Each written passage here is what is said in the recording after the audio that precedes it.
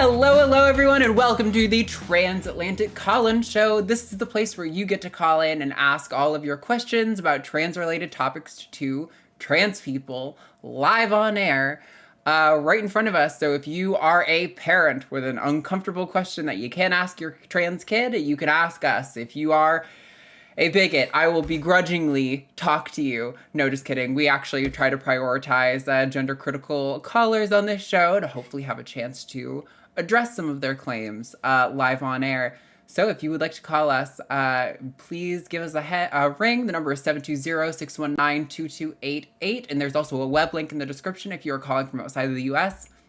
You don't want any of those nasty tolls. Is it tolls? Are they tolls when you're calling? I'm not sure. Anyway, I am your captain steering the ship today, and with me, we have him back again.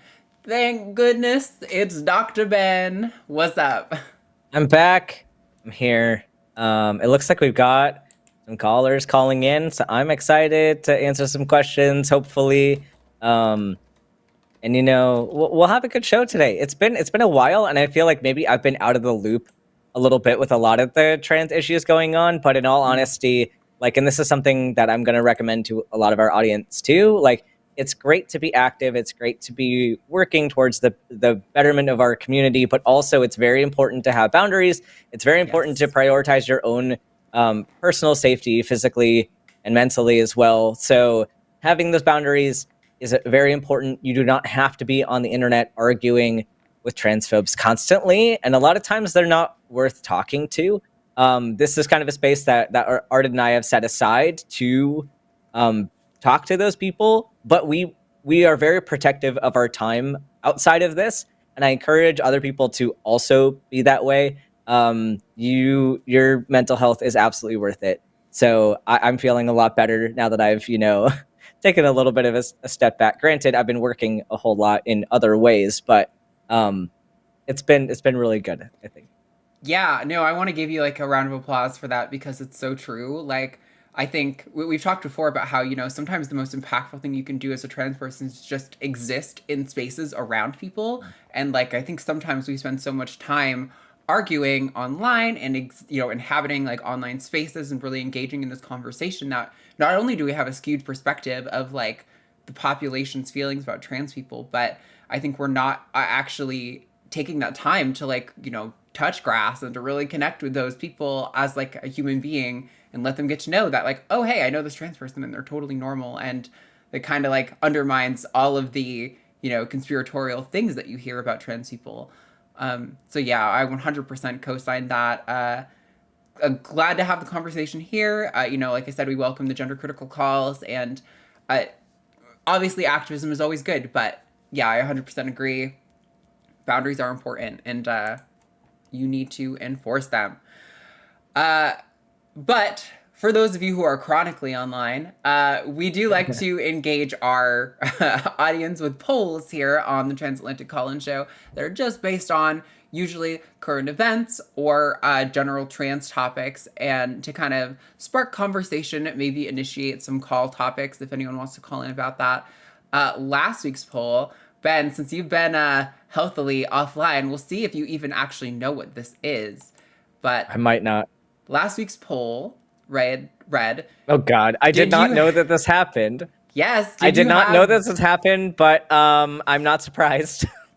And you are in alignment with most of the audience. So the poll reads: did you have J.K. Rowling denying Nazi war crimes against trans people on your 2024 bingo card? 78% said no, 22% said yes. Most of the comments were no, but I'm not surprised. So, that's kind of where we're at. The only comments that I saw that were really, well, actually, hold on, let me reel it back and give some context to the audience. So about a little over a week ago, J.K. Rowling tweeted in response to somebody. I'm going to get the exact wording wrong. If you can Google it and find the exact tweet pretty easily. The person had said something to the effect of, the Nazis burned trans literature and the Holocaust. Why are you so desperate to uphold their ideology? And she basically said, how could you actually type this out and hit send? Did you at any point consider I should fact check this, or was it a fever dream?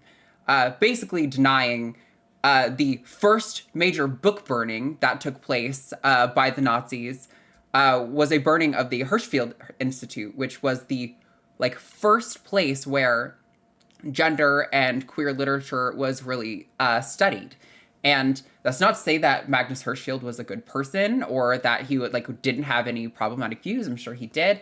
But he was really a pioneer. He was a gay Jewish man himself. He's really a pioneer of queer literature and viewing queerness as like a scientific inquiry, you know, rather than maybe a illness or some strange proclivity or like demonic or anything like that. He was really one of the first people to say, hey, maybe gayness, maybe transness, or they called it transvesticism at the time, maybe that's just within someone's nature and that we should just learn to accept them for who they are. So yeah, she basically was denying this happened, and when people pushed back on her, she fell back to, and I saw this in the comments as well, the straw man that what trans people are saying is that trans people were the primary and first victims of the Holocaust, which the frustrating thing about this is that, of course, on Twitter, you can find anyone who says literally anything. And sure enough, she found someone who said exactly that, retweeted it, and made it a whole thing. I am not, and I would wager the vast majority of trans activists who acknowledge the historical fact of the book burnings and the destruction of the Hirschfeld Institute, the majority of us are not saying that trans people were the first or the primary victims of the Holocaust, but I don't know why that's relevant if we were victims in any way, shape, or form. Also, Kaylin Conrad did a fantastic video on this, going through the actual history of, you know, the way that like Aryan queer people were penalized different from like Jewish or non-Aryan queer people. The pink triangle symbol that the gay community reclaimed in like the 80s was from the Holocaust, where people who were presumed to be men, who were thought of as gay, were forced to wear that triangle as a mark of humiliation of why they were brought to internment camps and things like that. To deny that that happened is just, it's historical revisionist. It's like borderline Holocaust denialism. She's not denying that the Holocaust happened, but she is denying this aspect of the Holocaust was in any way a relevant part. So yeah, if you didn't know that, Ben, there you go. There's your little dose of being terminally online. This was the thing that happened. I didn't miss it. Yeah. Do you have any thoughts on that? Or did you know, like, I don't know how familiar you are with like the history of that whole situation. No, I mean, there's not much else to add for J.K. Rowling. I mean, she's on it. She's consistent. At least she's consistent with consistently awful. Consistently awful, but yeah. Yeah, it's just interesting that, you know, I can't remember how many years ago this whole thing with her started, but it started as, this, you know, borderline senile woman just slipped and accidentally liked a transphobic tweet. Meanwhile, she's now, you know, expanded her attacks on trans people to this level. So it is really unfortunate, but, you know, not surprising that she is continuing down the rabbit hole. Also, we have, so if you didn't get to interact with the last week's poll, it is still up, but we won't be checking it any further after this week. So, but you can get involved on this week's poll. Ben, do you want to read this one? Yeah, so this week is about, do you support restricting Medicaid coverage of evidence-based gender-affirming care for adults? And there's a specific state, specifically Texas, that is kind of going through this right now, but this is a more prevalent issue in other states as well, specifically southern states that are kind of restricting gender-affirming care in general. But essentially, this question boils down to, for people who aren't inside the U.S., health insurance that is specifically government subsidized. So this is like government funds used for insurance for people below a certain like income level. Who have access to this, and it's a pretty low income level. In fact, there's a lot of people that are often borderline on like the income criteria to where they don't actually qualify for Medicaid, but they don't qualify for like other methods of insurance. So the line you have to meet to qualify for Medicaid is pretty significant, but it is still government subsidized. So the question here essentially is like, do states have the right to restrict gender affirming care from like using these government funds to cover that? And so that's essentially the question. And I have some thoughts about this. I feel like Arden has some thoughts about this as well. And there's a lot of debate that goes back and forth about this particular topic about like, should my funds be used? Like if I'm a taxpayer, should my tax paying dollars be used to help somebody else with their elective procedures or their elective medical treatment? And that's often where the contention happens. And the problem there is with this view of gender affirming care as elective, because most of the time when it's being used, it isn't. There are times when people might not have certain risk factors for suicidality or other significant risk factors that, you know, could have like a plus or minus like benefit from receiving hormone therapy or surgery, and then they do it because they have there's an informed consent model and they're allowed to ask for these things. But for the majority of people that are getting this care, it is a medical necessity. This is risk reduction. And something that I had an interesting conversation, and when I say interesting conversation, I mean the other person's perspective was not that interesting, but I feel like the information I put out was interesting enough for people. But the fact is that gender affirming care is not done purely for the comfort of the person with their own body. Like this isn't me saying, I want my body to look like this, therefore I'm going to get this medical treatment so I like feel more comfortable. Like there's an element of comfort to it, but ultimately this is about risk reduction and quality of life improvement, both of which are measurable metrics that we have overwhelming data for. And with such a very extreme like suicide attempt rate of around 40% for adolescents, this is like there are a lot of higher risk people, and it's not high risk because they're trans. It is high risk because of everything society does about you being trans, essentially, for the most part. And so there's a lot of interplay between biological factors, social factors, and psychological factors that all play into making somebody higher risk of adverse outcomes from being trans. And so kind of boiling all of this down, it is a medical necessity to have this treatment for a lot of people. And in addition, looking at people who have already undergone procedures, because this is aiming to restrict care for all adults, like all gender affirming care for all adults, which we're not even getting into the consent issue that you get into with minors. But what you do have now is you're not only preventing people who need the care from getting it, but you're restricting care from people who really, really medically need it in cases of like if they are post-op from gender affirming surgery, like, and they no longer have hormone producing organs, they need some type of hormone therapy to keep them safe. Like this is a medical necessity at that point as well. So if you withhold estrogen therapy or testosterone therapy from somebody who doesn't have organs that produce them, you are directly causing harm and causing osteoporosis and causing other conditions because you are limiting a medically necessary treatment. So I think, I mean, I've spoken a lot about this, but a lot of this boils down to the point that I will always go back to is that, like, this is a highly nuanced conversation and needs to be, like, all of these risk factors and necessity for treatment needs to be taken into account by the person providing the care and by the patient receiving the care. And, like, if you don't have any business being part of that conversation, like you should not be part of that conversation.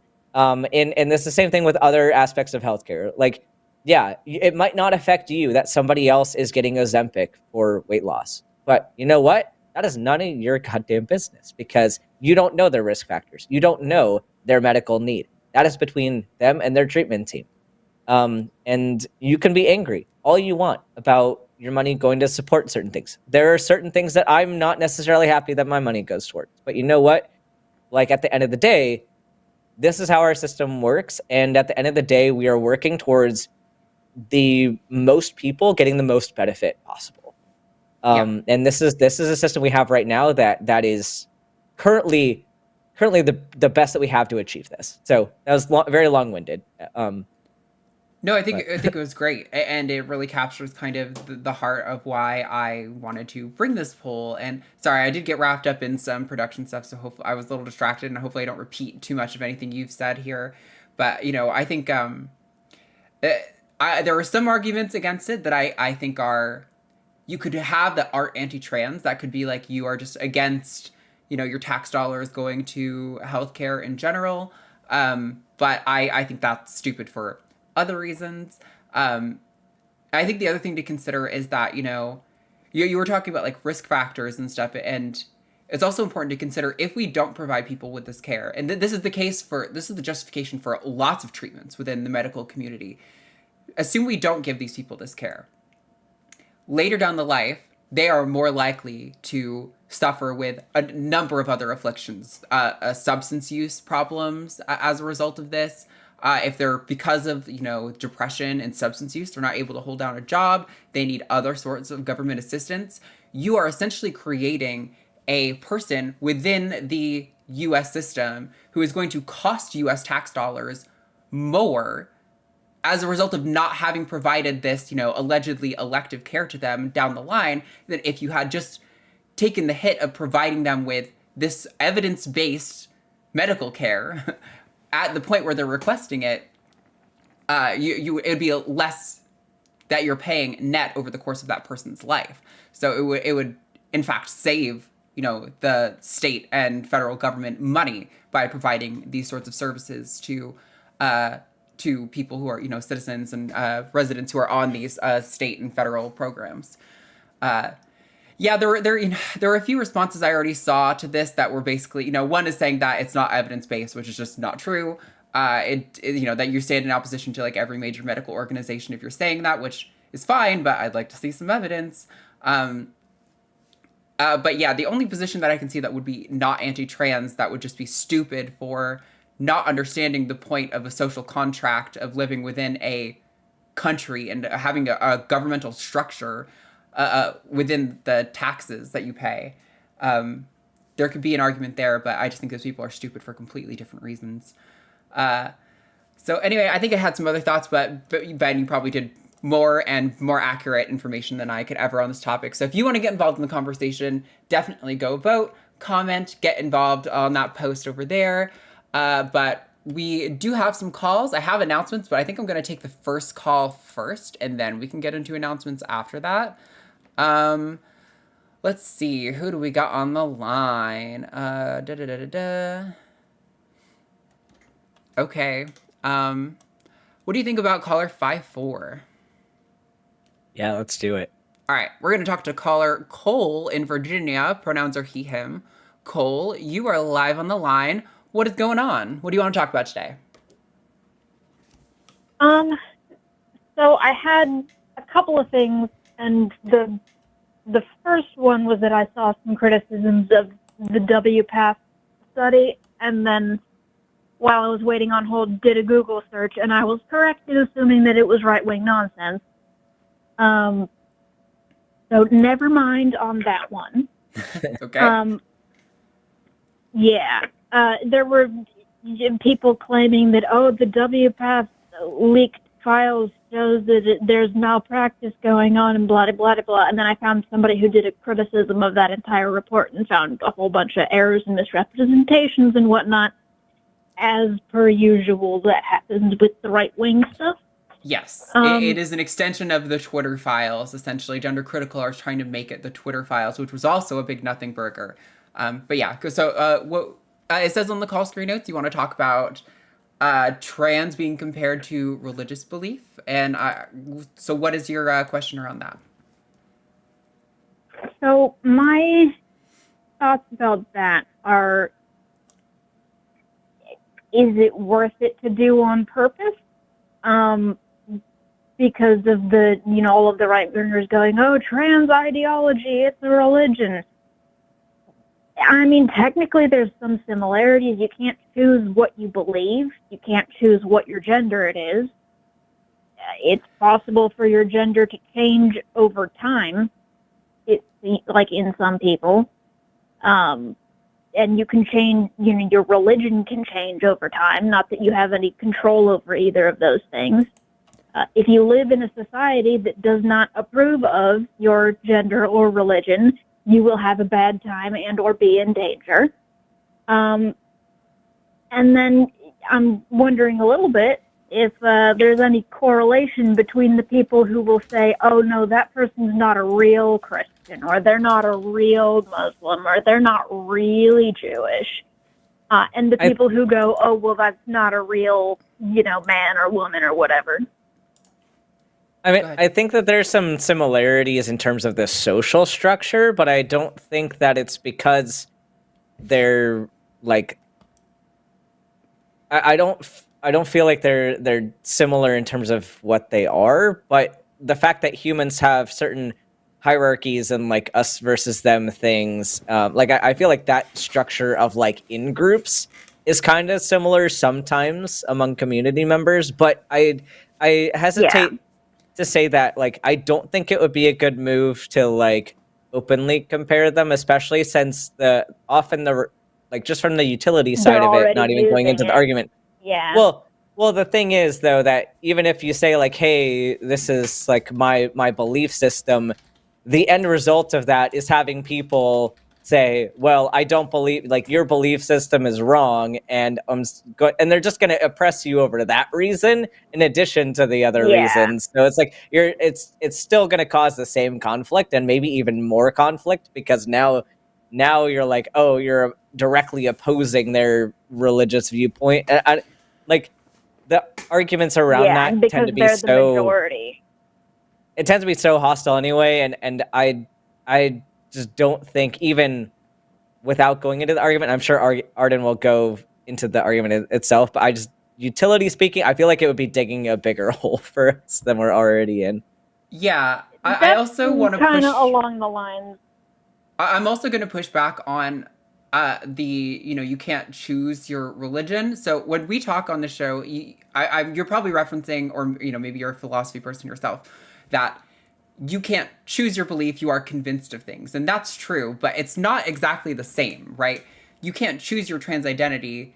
For most people, that just happens to you. But when we say you can't choose your beliefs, that's because you can't choose what convinces you, but you can absolutely seek out information that would confirm or refute your belief.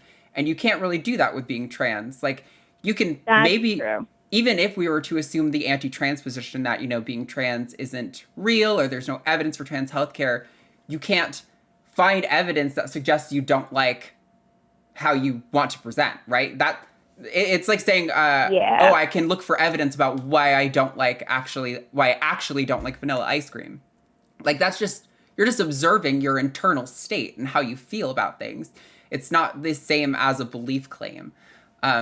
So I don't think it's even, for sure, you can draw an analogy, you can draw a line between any two things that are similar, but I definitely would push back pretty hard on the notion that being trans is a religion, because overwhelmingly, we have so much data on the existence of trans identities and the efficacy of trans care, trans healthcare. It is a well-validated phenomena that exists in society.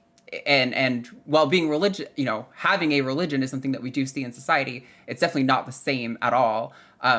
Also, for example, like, people overwhelmingly, their religious affiliation is going to be the one that they grew up with, right? People in majority Muslim countries are going to be majority Muslim. But just because you were raised by a trans person doesn't mean that you're going to become trans, right? you might be maybe more Yeah, aware of gender absolutely. biases and you know, reject like, oh, that you should have to do X, Y, or Z because of your gender, but it doesn't mean you're going to be trans. Being trans still has an Yeah. incidence rate of like 0.3% or something like that. So yeah, I think I see where you're coming from, and for sure, just like when people do the transracial comparison, you can draw an analogy between any two things, but that doesn't mean it's a useful analogy or one that we ought to use. Yeah. I figured I would just kind of get some other people's opinions on it. It Sure. kind of came from something my mom said to me, because she doesn't believe that, you know, genderqueer or gender fluid people exist. And so she'll say things to me like, you know, I love you, I want to support you, even if I don't necessarily believe the things that you believe. And she's referencing specifically that she believes that I think that I'm genderqueer / I don't heckin' know. It won't sit still. Sure. Yeah. But like she believes that I believe that, but she believes that I'm wrong. Sure. And like, you know, she's one of the, you know, parents know their children better than anyone else. And it's like, well, that's assuming you're talking about a parent who cares about what their child wants and spends lots of time with them. And you're also, you know, does that include, are you saying the parent knows their child better than the child knows themselves? Because I vehemently disagree with that. Yeah, I would push back on that. Nobody knows what's going on in your mind better than you do. You know, this is something we talk about all the time about Yeah. why self-ID is important. It's not because by saying I am a woman or I am a man or I'm non-binary that you've cast a magical spell and that you've like ontologically changed reality. What's happening is you're conveying your internal state because nobody else in the entire planet is going to know your internal state better than you do. Yeah. Yeah. So I appreciate you calling, and hopefully maybe we gave you some ammunition or responses to you know, use when you're talking to people like your mom. I mean, maybe if you sound kind of young, sorry for assuming so, but I'm maybe 30. if you're I'm how old? 30. I'm 30. Oh, I'm sorry. Well, fuck me. I've stepped in it so much with age stuff. So many times. Yeah, I So know. another foot in I mouth sound moment. like I'm 12 over the phone. I know.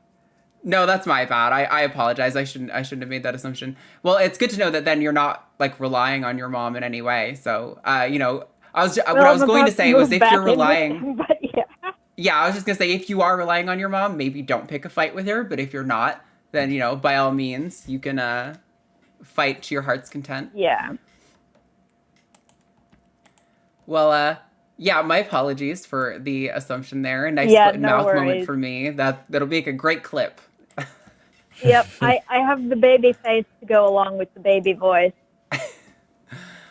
Well, I apologize for stepping it. Well, thank you for calling it. Did you have anything else you wanted to address around that, or? Yeah, I mean, I guess what's a better way than I've been doing to try to convey, like, I sort of get the impression that my mom has a little bit of an issue with theory of mind. Like, Okay. knowing that, so if she's one of those people who's like, oh, that thing that I said bothered you, well, I didn't mean it that way, therefore you shouldn't be upset. And it's like, regardless of your intent, what you do has consequences, and you can't just, you know, tell someone not to be upset about things. Sure. Yeah, or whatever. I mean, I do think to a certain extent, offense is taken and not given. You can't be necessarily held responsible for how everyone feels all the time about what you say, but I completely agree with you in terms of interpersonal relationships. You know, even if you didn't mean to make someone feel some sort of way, if you did, and you want to have a healthy relationship with them, it's probably incumbent upon you to try to take some sort of ownership or rectify the situation in some kind of way, for sure. Yeah. Yeah. Well, as far as like better strategies, I mean, in just terms of like, do you mean in terms of communicating what your trans experience is like to her, or? Basically, yeah. Yeah, I mean, it's kind of hard for every. I don't know, Ben. I've been talking a lot to you. If you want to jump in, if you have any thoughts on that. And of course, it's more difficult because this is my parent, so she's always going to see me as little baby me. Yeah. And you know, That's where it's hard, and I think there are certain analogies that can be useful. Most of the analogies that I find useful, I've stolen from Katy Montgomerie. Don't tell her that I liked something that she did, but oh no, dear. I was kidding. We love Katy. We love Katy. No, but like the it's hard because they're more simple analogies, but like the kind of explain like feeling like you've been upside down and other people aren't, and you don't know why something's like wrong with you and other people don't seem to understand. Like there's certain ways that you can communicate what it feels like even without relating it to specifically gender to kind of get them to understand like this is how it feels to be like just feeling you're in the wrong place. Like some great examples of this too are like if you're in public or you're at a public place and let's say like it's a formal event and you wore something way too casual, or you wore a shirt that was wrinkled and dirty, or something like was clearly out of place for the social situation. It's very hard to relax in that social situation because now you're focused on I look wrong, I'm out of place. People are going to notice that I'm out of place. Yeah. And so finding ways like that to communicate, like this is how you feel all of the time, and it's distressing because you can't escape this feeling, and oftentimes you don't know why. Like you know that you have this feeling, but nothing else seems to be out of place. Your clothes don't seem to be out of place. Like your the way you're acting doesn't seem to be out of place. But just something doesn't feel like you feel like you're on edge in that same way the whole time. And I think that's a relatable feeling, and maybe being able to bridge that gap more of like this is a common response to distress that humans experience. And maybe if she can understand like this is kind of how it feels, maybe she'd be more willing to kind of go with you along that. Otherwise it's a possibility that it's a possibility that she might not get there. And I hate to say that because I know we want to have these conversations with people and we want them to get to a place of acceptance and even allyship if they're willing to go there. But there are also a lot of people that just they won't take those steps, and because it's gonna need to come consciously from them for a lot of it. They have to put in a lot of work for it, and as much as you want to talk to them, like you can't bridge that gap for them. So I don't want to be the bearer of bad news in that sense, but it's a possibility that you put in a lot of work and they don't change at all. And that's just something that we need to be aware of. So again, like go back to what I said at the beginning of the show, like this is a situation where you need to protect yourself because you cannot feel bad that you were unable to change your family's mind. If that's what happens. It's great if it does. But if it doesn't, you need to be sure that you're not blaming yourself and that you're not getting discouraged and you're not suffering because of somebody else's inability to learn. So just be cautious about that. And I've definitely reached that point now where, you know, my family, you know, believing me or not isn't gonna make or break me. Mm-hmm. I mean, set those boundaries. Like if you have the ability to set the boundaries and be firm with them. And like if they want to be part of your life and they're not willing to keep you safe in that environment, then they don't need to be around you. Like if that's a reasonable thing to happen, like I don't know your life situation, but if that's something that you'd be able to do, like sometimes people are willing to compromise when it gets to a point that won't budge. So I have a suspicion that the agreement is going to be we just don't talk about that. Yeah. But, I'm somewhat hopeful that maybe if my mom, gets out and is more social as well, that she'll meet people of varying identities and, realize that, they are actually people and not, trying to trans your kids or Sure. everything else they say on Fox News. Yeah. I mean, Yeah. you're definitely not alone if that is the situation. That's the situation I'm at with my dad. That's the situation countless trans people are at with their parents. So, I mean, it sucks. It shouldn't be that way. And you definitely, Yeah. it's good that, you're trying to work to connect with her and understand where she's coming from or how to communicate with her better. But, I would say, like Ben was saying, set your boundaries. Don't exhaust yourself, trying to vie for her, approval, her stamp of approval on it or anything. But it sounds like you already said you're kind of, in the stage of life where that's not necessary for you anymore, which is really good. I worked through all that with other things first before I figured out the trans part, and that's been 10 years now. Right. That's crazy to think about. Yeah. Yeesh. Well, Cole, we got some other callers on the line that we're going to take. So if you want to give any last word, please do, and then we're going to move on. Yeah, go for it. Have a good one. Y'all are awesome. What's the Jimmy line? Jimmy yourself, whatever. Yeah. Yeah, that one. That's there we go. Probably more socially acceptable. All right. Thanks, Cole. Talk to you later. All right. Bye-bye. Bye. Okay. We do have some packed lines today, which is crazy. Yeah, we do. But before maybe we do I that, should... Maybe I should be gone more often and then make this comeback, and then people all want to talk to me because they missed me. Yeah. Oh, I'm not supposed to share the secrets live on air. Okay, so real quick before we get to these next calls, I do want to go through the announcements for this coming weekend shows. This Sunday, well, it was supposed to be Jimmy's actually not feeling well, so it's going to be Dara, the Magic Skeptic, and Matt for the Sunday show. That's going to be great. Love Dara. Can't wait to have him back. On Monday on Skeptalk, it's going to be Shannon Q with Will McC. It'll be myself and Stacy on Chewed Gum next Tuesday. Next Wednesday's Hang Up is going to have Eve Was Framed on with Matt to promote Chewed Gum a little bit more. Let's get all that attention. Chewed Gum's doing great. People are loving it. It's a super awesome show. I'm really glad we did it.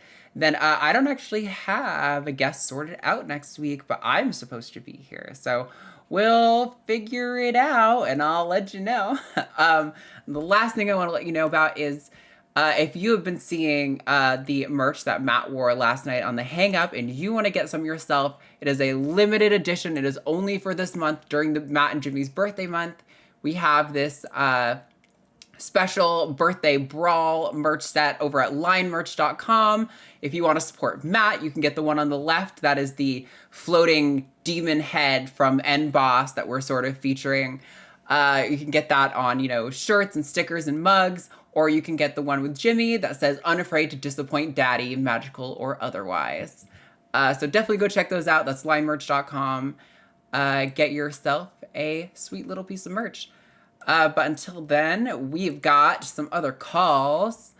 Why don't we just take them in order for now? I do want to get to 8-6 after, but how about we take caller 2-1? Sure.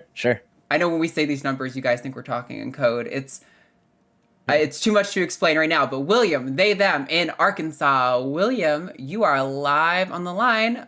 What do you want to talk about today? Hi, yeah. Actually, I called in, I think it was about a month ago now, and talked to you, Arden, and Katy about this. And basically, when I called in, people were like, hey, this is like a perfect question for Dr. Ben. I'm like, okay, and I'll wait for him to come on. And there you are. Perfect. I'm here. I'm here. Yeah. So the main thing is my mom had a form of breast cancer that was supposedly like estrogen fed. That's how she described it. And I mainly was wondering what would be, say, my risk factors there of breast cancer as someone who is, assigned male at birth. if I were to go through hormone treatment with that, and how would I should I even bring something like that up, stuff like that, and Yeah. I guess give me a doctor's perspective. Those are great questions, and it's absolutely worth bringing up with your primary care provider because it is significant, especially if you have family risk factors. Because there isn't a lot of data like super set in stone at this point to where like there aren't officially established guidelines about this topic for specifically trans people. According to the major organizations that we look to, such as USPSTF, etc. But this is something, kind of spoiler alert for future things. I am working on a research project with a urogynecologist that does gender affirming surgery, as well as an OB resident and a med student. We're all working on kind of compiling the data that's out there related to preventative medicine screening guidelines, and just trying to see, like, are there established guidelines, or is there data that could lead to guidelines, and just kind of what is the conversation about all of this, because it's really not a lot of it's been published yet. So kind of just preliminarily, and again, I'm saying this as the guidelines are not out yet, but this is kind of where we stand with current guidelines for cis people, what we know about like genetic risk factors, as well as like risk factors with hormone therapy. The current guidelines for cis women with regard to breast cancer is they recommend screening every 2 years, starting at age 50 and going until age 74, pretty much for like across the board. This is the right thing to do. They give it, the USPSTF gives it a B rating, which is the evidence of benefit, like pretty significantly outweighs like the risks of doing that. Kind of where we're going more commonly is a lot of people are getting a screening starting at age 40 and up, which that has a little bit different of a rating per the USPSTF at a C rating, which is kind of like they're suggesting that it's beneficial for select populations of people, including those people with genetic risk factors or some other increased risk factors that you would need to screen for earlier. But for the rest of the public, they're saying, you know, this can be a shared decision-making with you and your provider to say, is this something that would be beneficial for you or would it not be? So those are the guidelines for cis people. For trans people, where at least the data that I've seen suggests that we should be utilizing those same guidelines for trans people. So there should be breast cancer screenings for trans people on estrogen therapy and progesterone therapy. And especially if you have risk factors for breast cancer, and especially estrogen responsive breast cancer, it's worth definitely bringing it up. And then most likely, and again, depending on your age, like looking into what age would I need to start being screened. Because earlier than that, depending on when your family member was diagnosed, if they were diagnosed younger, might be reason to screen earlier.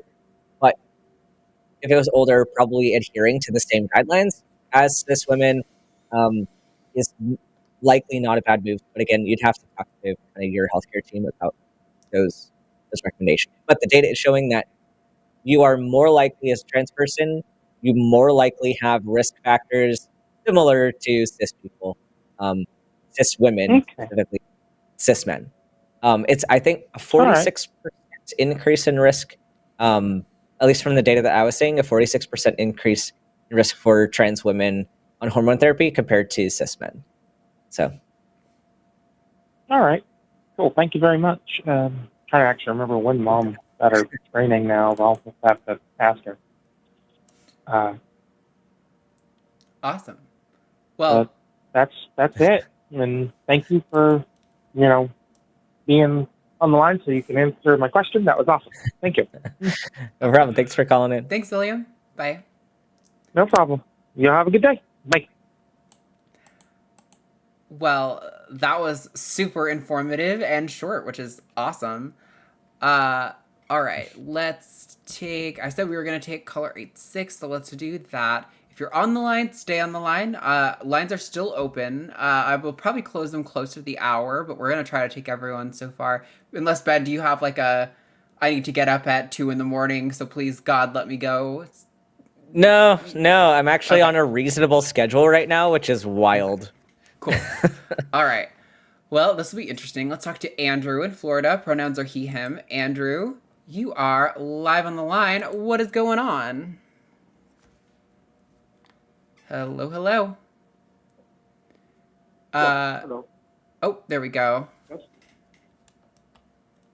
I wanted to see your take on Caitlyn Jenner. The New York just recently passed a ban on transgender sports, certain restrictions, and then Caitlyn Jenner is the icon of the transgender movement. So what do you think of her criticism of it? I mean, she didn't criticize it. She said, "Oh, this is going to save women's sports."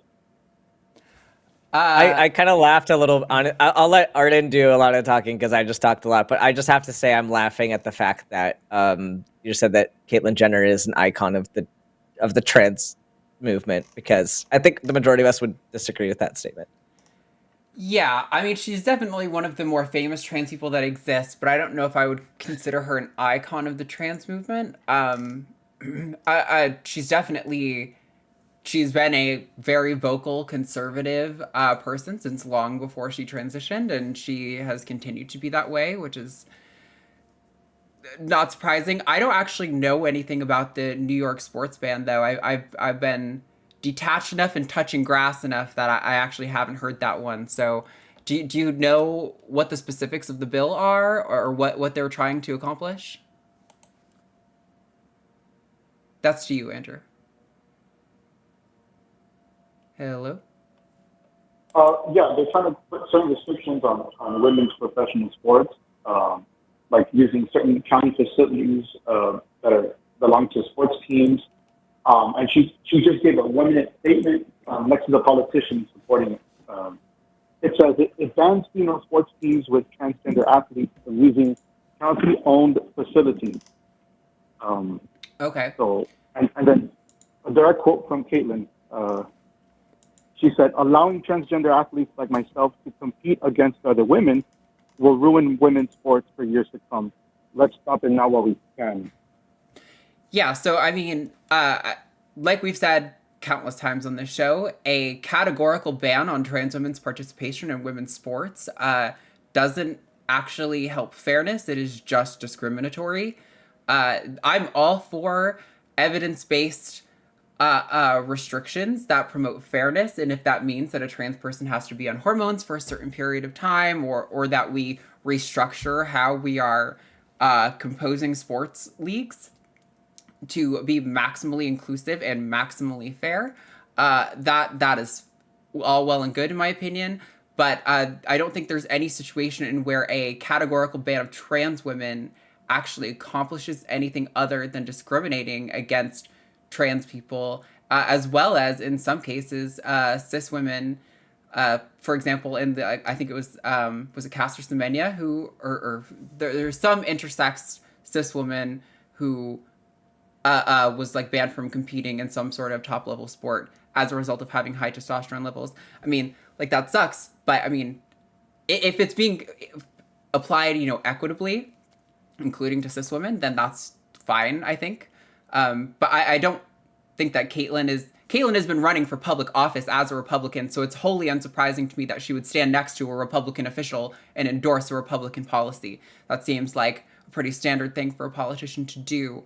I don't really have any feelings about her saying anything in particular, but my thoughts on the legislation would be that it is unethical and discriminatory and almost certainly doesn't accomplish what it purports to accomplish.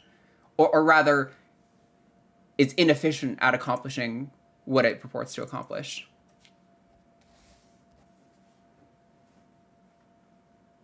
Okay. So I just want to ask Ben, why isn't she an icon of the movement? She got didn't she get the Woman of the Year Sports Award from ESPN, and they're like a leftist organization. do you think that anybody like? I'm just laughing a little bit at your metrics for somebody qualifying as an icon of a community, specifically a minoritized community. The fact that somebody is trans and famous, and that some organization had said that this is a woman of the year or something like that, is not, none of that means that this person is contributing like to the mission of like the community, or the community movement, and it does not mean that this person is like in general a role model for any of them. It doesn't, like, there's just so many inconsistencies with the general mission of like the trans rights movement, and then what Caitlyn Jenner is actively pushing for and what her actions are contributing to. So, like, there's a problem when we say that this person of this minoritized community is famous and people liked them, therefore they are like a spokesperson of this community. That's a huge problem, and that contributes to problems in other communities as well. You see this within racial and ethnic minorities as well, where somebody, you know, is famous and does something shitty, and then everyone's like, oh, your community is terrible because this person said something terrible. Like, well, no, we don't necessarily adhere to what this person says. We don't agree with this, like, pretty collectively. And granted, there are going to be opinions all across the board of a lot of different things, from a lot of different trans people, because you know what? We're humans. We have different thoughts. We have different feelings. We have different backgrounds and upbringings and all that. We're individual people who generally come together on certain causes. But I think it's especially unfair when you pick one person that really doesn't align with the majority of the community, and then say that that person, just because they get attention, that they should be an icon for them. Does that make any sense? Yeah. Like for example, if I flip the whole community, no. Well, yeah, but let me even flip the script on you for this. So, like, let me take, like, there are a lot of cis men, especially cis white men, throughout the entire history of the world that have done some pretty terrible things, right? Like, there's some very, very famous cis white men throughout the history of the world that have done very terrible things. If I picked any one of them and said, well, this one's famous and a bunch of people endorsed them, they're an icon for cis white men, I don't think a lot of people would. I mean, okay, there's some people that would probably say that Hitler was an icon for cis white men in history, but like, I'm sure some people would say that. But like, if I asked you right now, like, is Hitler an icon and like a role model for the cis white male community? I'm pretty sure a lot of people would say, no, we do not accept this person's ideology. Yeah, I think if I can add to it too, part of the reason I would say that Caitlyn Jenner is not an icon for the community, Caitlyn, not long after she came out, got a deal with a reality production team. I don't remember what network it was with, but where they produced a show about Caitlyn, and she got some very famous trans people to kind of like hang out with her throughout the show, and to basically kind of look at the state of trans rights and the state of trans people and kind of like what they're dealing with. And it was regularly a conflict on the show that Caitlyn could not relate to the experiences of trans people who are regularly marginalized and disproportionately, you know, poor and homeless and struggling. And she could not relate to these people, and often would like suggest that their circumstances are a result of their own doing or something, as if, you know, her fame and fortune is purely the result of her own doing, which is almost certainly not going to be the case. Like, I'm. If you want me to address what she said, I think she's wrong. She's factually wrong that this is going to accomplish what she thinks it's going to accomplish, and I wouldn't approve of the bill if it even is exactly, you know, how you. I don't know the bill, so I'm not just going to take your word for it. But assuming that how you said it is right, I would reject that as well. as a good measure to. It's very new. Okay. It just passed, so Okay, we're that still may learning be. what it.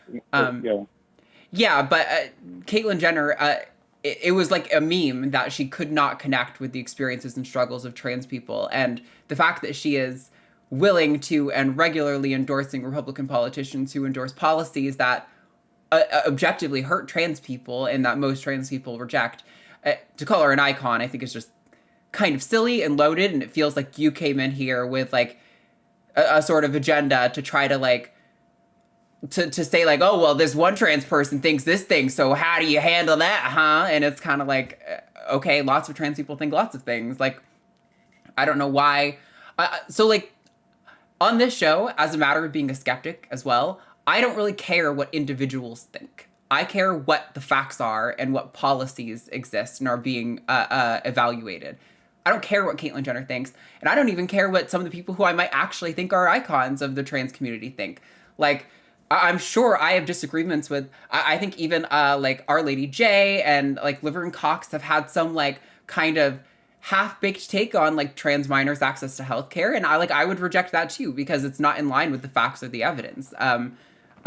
I don't really care what people think. I care what the facts are and what policies are that affect people's lives, you know? Yeah. I don't want any policy to hurt people. I agree with you. It should be what brings the most happiness to the society. But I agree with that point. I disagree that your characterization that she's just a random transgender person.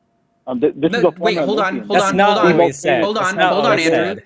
Literally nobody said she's just a random trans person. If I said the word she's a random trans person, I'm saying that you could select any trans person, whether they are famous and notorious or whether they are an absolute nobody from somewhere that nobody's heard of. My point was not to say that she is random. My point is to say that I don't care what trans person's opinion that you bring to me. I don't care about that.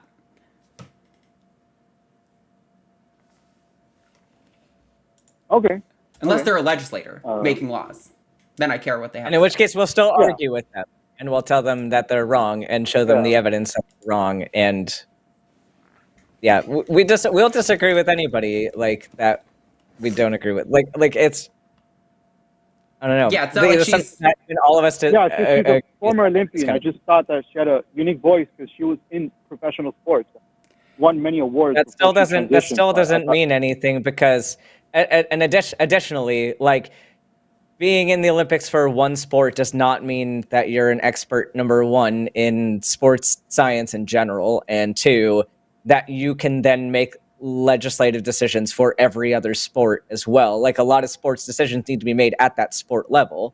But like, if somebody competes in like track, like, that's fine. And like, sure, they have their opinions, but like, that definitely doesn't mean that they can come out and be like, I want to regulate how powerlifting is done. Like, hold on. Like, athletics is not all the same. It's not one like monolith of a thing. Yeah. So it's just funny that we lump all sports together into this one issue and like, hold on though. These are all very separate things that we're talking about. Yeah. And again, like we said at the beginning, I am perfectly comfortable with there may be a need for some sort of regulation on what exactly the terms of fairness are, but a blanket ban on trans women as a whole, or trans people as a whole, it is just discrimination. It doesn't actually do anything for fairness because there are tons of trans people that maybe went through male puberty and don't actually have an advantage. And there are lots of trans people trans women who don't go through male puberty and absolutely don't have a trans advantage. And there may be some people who got care, as a minor, never went through male puberty, but still for some reason have some sort of advantage. Like maybe their endogenous hormones were just like really strong or something because bodies are different and shit like that happens all the time. I don't care. There's no situation in which banning an entire group is ever the solution. That is just discrimination on group identity, not on principles of fairness. If you want to ban on, your muscle mass or your testosterone levels or your bone density or something, those may or may not be fair principles. I don't know because I'm not an athlete and I don't give a fuck about sports. But as It a has to matter be of demonstrated. yeah, but as a matter of philosophy of what constitutes fairness, banning a group as a matter of their group identity alone is objectively not a fair measure. It is a discrimination on their group identity.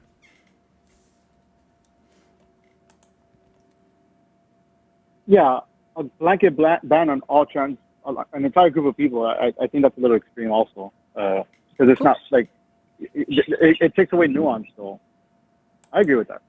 Yeah, cool. Then we're in agreement. Definitely Caitlyn Jenner is not my icon, and we're in agreement that blanket bans on groups of people are not fair in any situation. So thanks for calling in, Andrew. If you have, I'll let you give like a last minute word, and then we're going to move on to the next caller.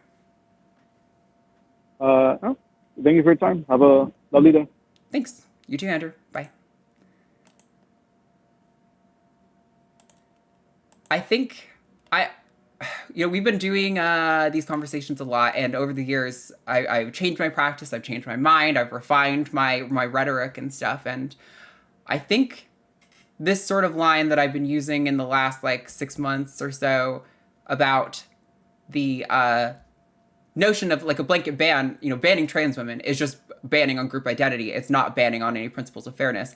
Is pretty hard to refute, even if you don't like trans people or think that they should be banned. And so I'm gonna definitely double down on that, because not only is it true, like as a matter of arguing, but also I think seems to be pretty compelling to more people.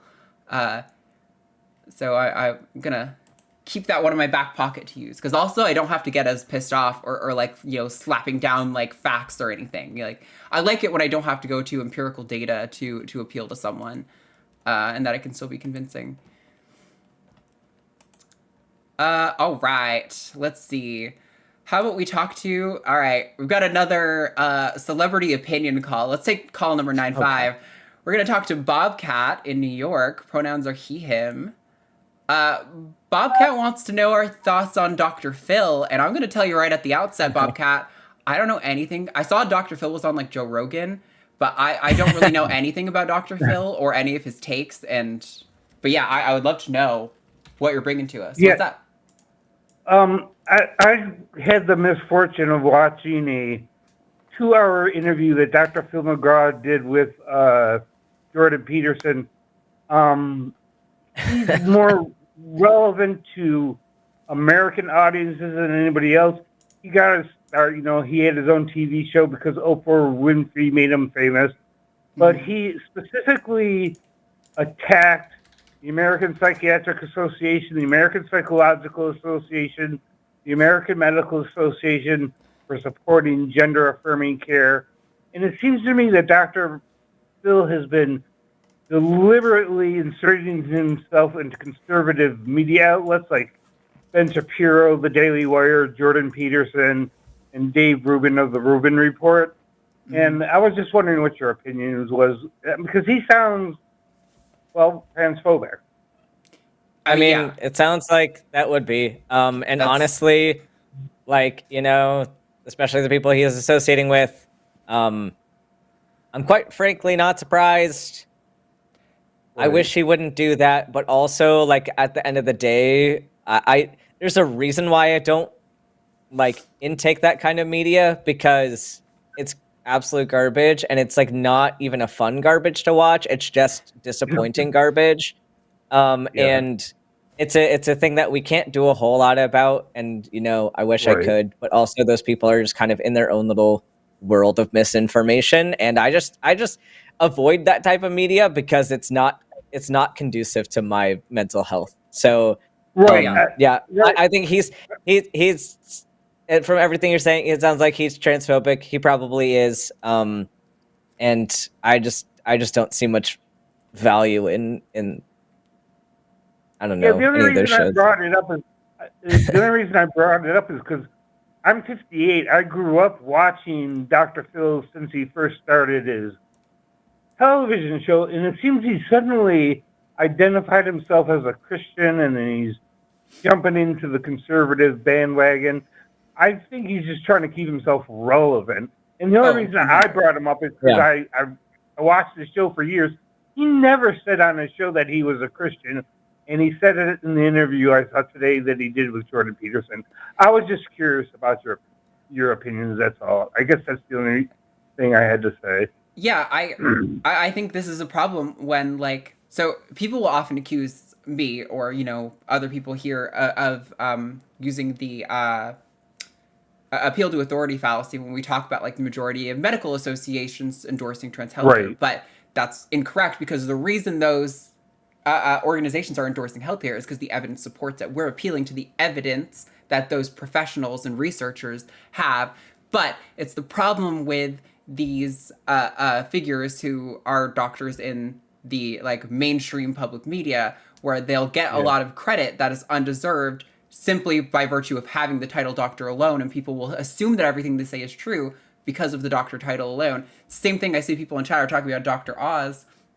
I remember somebody went through and evaluated all the claims on I think it was The Doctors, was the show that Dr. Oz was on with some other people, and they found that, like, a significant majority of the claims that they made were actually not supported by science whatsoever, and they were endorsing, like, you know, like naturopathic treatments and stuff like that, and using the talking lines about, like, treating the source rather than the symptoms or whatever. So yeah, it's I thought that Dr. Phil has always kind of been an outward Christian, but I may be wrong in that. I might have just sussed him out from being in a Christian environment my whole life and kind of, you know, knowing the science to look for or something. But now, there have been times where I have enjoyed a little bit of Dr. Phil, like Catch Me Outside, How About That was iconic and deserved to be iconic.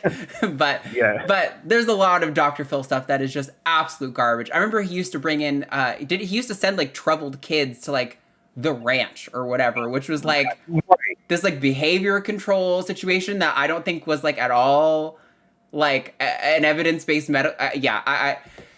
Dr. Phil has always had a lot of problems, and this is definitely not unique. And I think you're absolutely right that he is just, he's doing what media people do, and he's grifting. He's riding the grift. He goes, well, I'm conservative. I've been outwardly conservative. These people are conservative, and that's what they're saying. If it's going to get me views to talk about trans people like this, then I'll just do it. Right. And it's unfortunate. But, you know, if he wants to stand in opposition to the American Psychological Association and the American Psychiatric Association, he has every right to do that. And I hope that he, like, loses his license or something over it, because, you know, he can go around being a clown. I don't think Dr. Phil actually has a license to practice as a therapist in any of the 50 states. That may be the case. I'm not sure. Okay. All right. That's all I needed to. I just wanted your opinion. Yeah. Thanks, Bobcat. We'll talk to you later. All right. Thank you. Bye. All right. Let's talk to the caller 32. They've been on the line for a while. I want to get them. We're going to talk to caller 7. Pronouns are she, her, in South Carolina. Is having a coming out situation with one of their kids. 7, what's going on? Tell us what's happening. Hey, Arden. Yeah, I've called before. As you know, I'm trans, and my wife has overall been pretty supportive of my transition. But recently, my child came out as trans as well. That's got to be like a 1 in a million situation, right? And it's the sort of thing that it's kind of been brewing a little bit.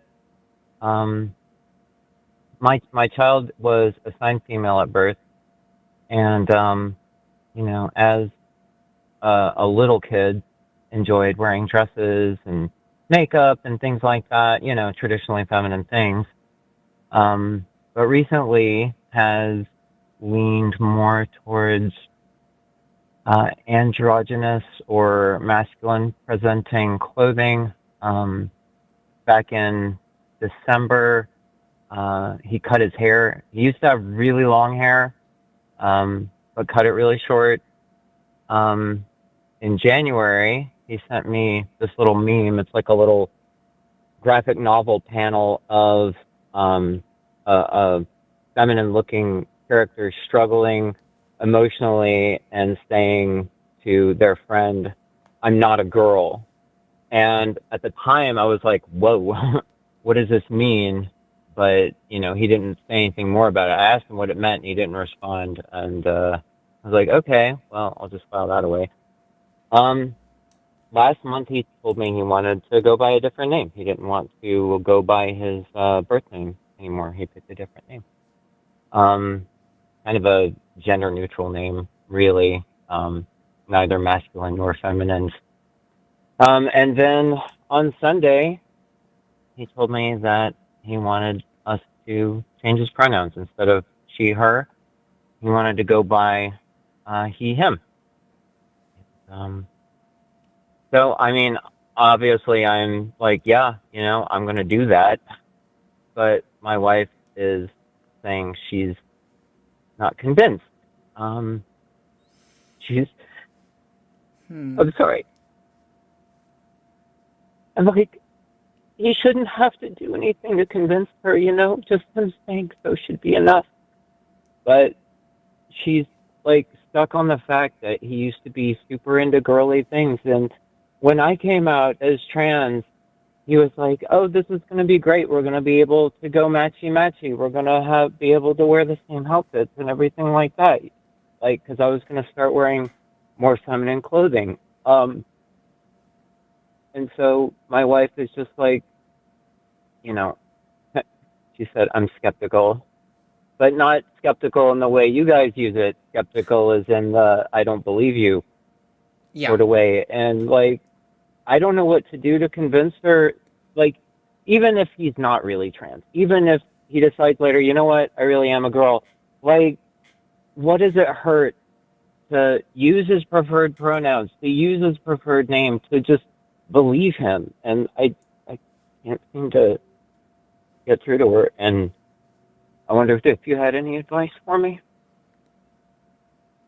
Yeah, that's such an interesting situation, an example of how, like, I've heard it before from other trans people where, you know, their parents are largely progressive and accepting of LGBT rights, but when they came out as trans, their parents couldn't accept that. And it was for similar reasons, where they were like, oh, well, I know you. You're my kid. I know you better.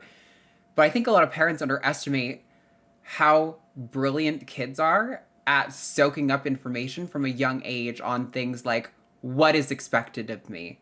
I get validated when I wear dresses and put on makeup. Mom really likes that, and it clearly validates her in some way. So I want to keep doing that because I like when my mom's happy. And they don't really think about what I want, what would make me happy. A lot of kids are really great at figuring that stuff out really young. And I think it's just, it's unfortunate that she's getting hung up on it. And I can hear how hard that is for you. It would be hard for me too, to know that, like, you know, my partner accepts me but doesn't accept my trans kid. Like, how do you figure that? But I think there's some valid emotional barriers or when it's, you know, your own kid. Not saying it's valid to question their transness, but like I understand why that would happen more so. But Ben, do you have some thoughts on that too? Yeah. I mean, I used to wear dresses. I used to wear makeup. I used to do feminine things. I am not a girl. And I feel like a lot of trans masculine people have very similar experiences. And like Arden was saying, like, the big reason why I didn't do certain things for a long time was because I was worried that it wouldn't work for me. And so I waited. And then I kind of ended up doing a lot of my transition kind of rapidly after I took the first step, because I was like, oh, I actually can do this. This actually is possible. I actually am happy with this. And then you get, I'm sure I'm talking to people that understand the exact same thing I'm talking about, because I think we've all experienced it in different ways, where it seems like 100%. The whole coining of rapid onset gender dysphoria, which is what it seems like to other people, really isn't rapid onset. It's just a rapid progression of things that you already knew about yourself that you wanted to do, just now finally have access to, and finally have the confidence to not care what people not care what people think, and not care that you are violating a social norm. And so, yeah, like, oftentimes people will stick with what they knew and what we're told to do because that's the norm. Like, this is how you fit in society. I was born this way. I have to act this way. And I won't look good if I cut my hair. I won't look good if I wear men's clothes because I wasn't built that same way, so it's not going to look good on me. I'm going to be stared at weirdly if I dress like this out in public.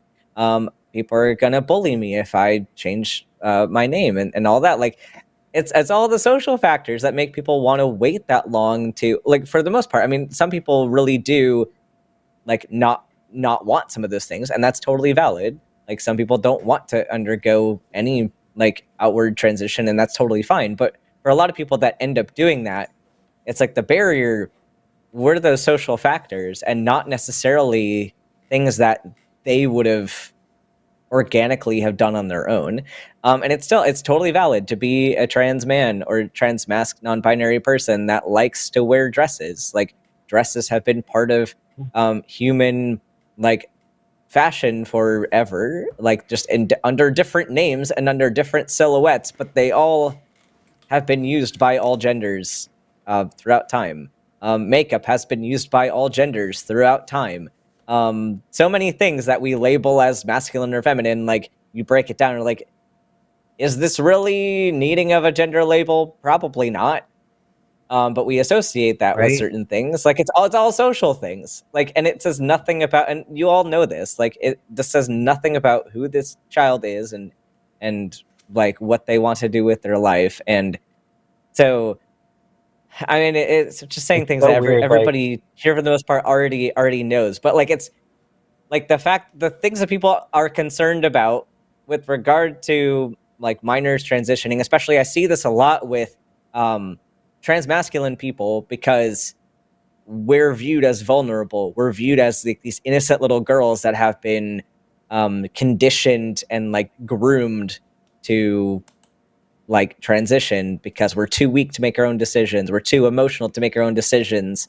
And, like, all of those very misogynistic lines of reasoning are used to prevent us from transitioning. And I think maybe that might be a good way to go about it, is like addressing what are your specific hesitations and where did those come from? Is that really a reflection of concern for your child? Like, just like for actual, like, legitimate, like, evidence-based reasons of concern? Or is this some baggage from misogyny that maybe she has dealt with? And that now she's kind of projecting onto her child because she doesn't want, obviously, I don't think people want their family members to experience misogyny or even the perception of discrimination.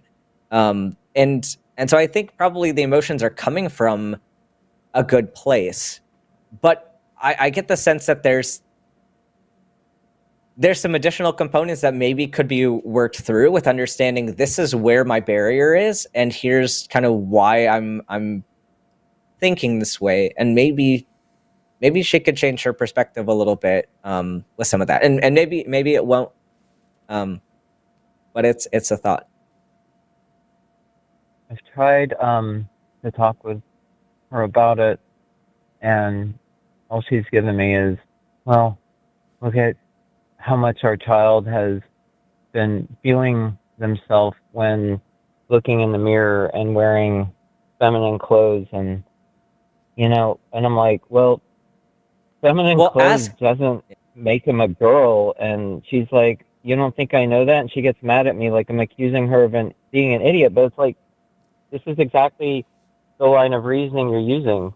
And the other thing she seems to think is that, like, my child sees me, being trans, and he really idolizes me, and like, oh, dad's trans.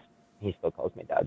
Dad's trans, and she's so happy, like, maybe I am too. And I'm like, I don't think that's it, because he sees the transphobia in our society. You see, I live in South Carolina. It's a red state. It's super transphobic down here. Like, here's the fun of him. Yeah. Go ahead. Well, but here's an important thing, and like, maybe you can address this with your partner. Just the fact that, like, the things that your child is already doing are, apart from some social consequences, they are reversible things. Name change is a reversible thing. Clothing is a reversible thing. Hair growth is a reversible thing. Like, I can empathize a little bit with some hesitation of like, my child wants to start hormones tomorrow, and this is going to contribute to some less than reversible changes. Like, I understand some more caution with things like that, of saying like, let's take time to figure out if we really want to go through with this before we start it.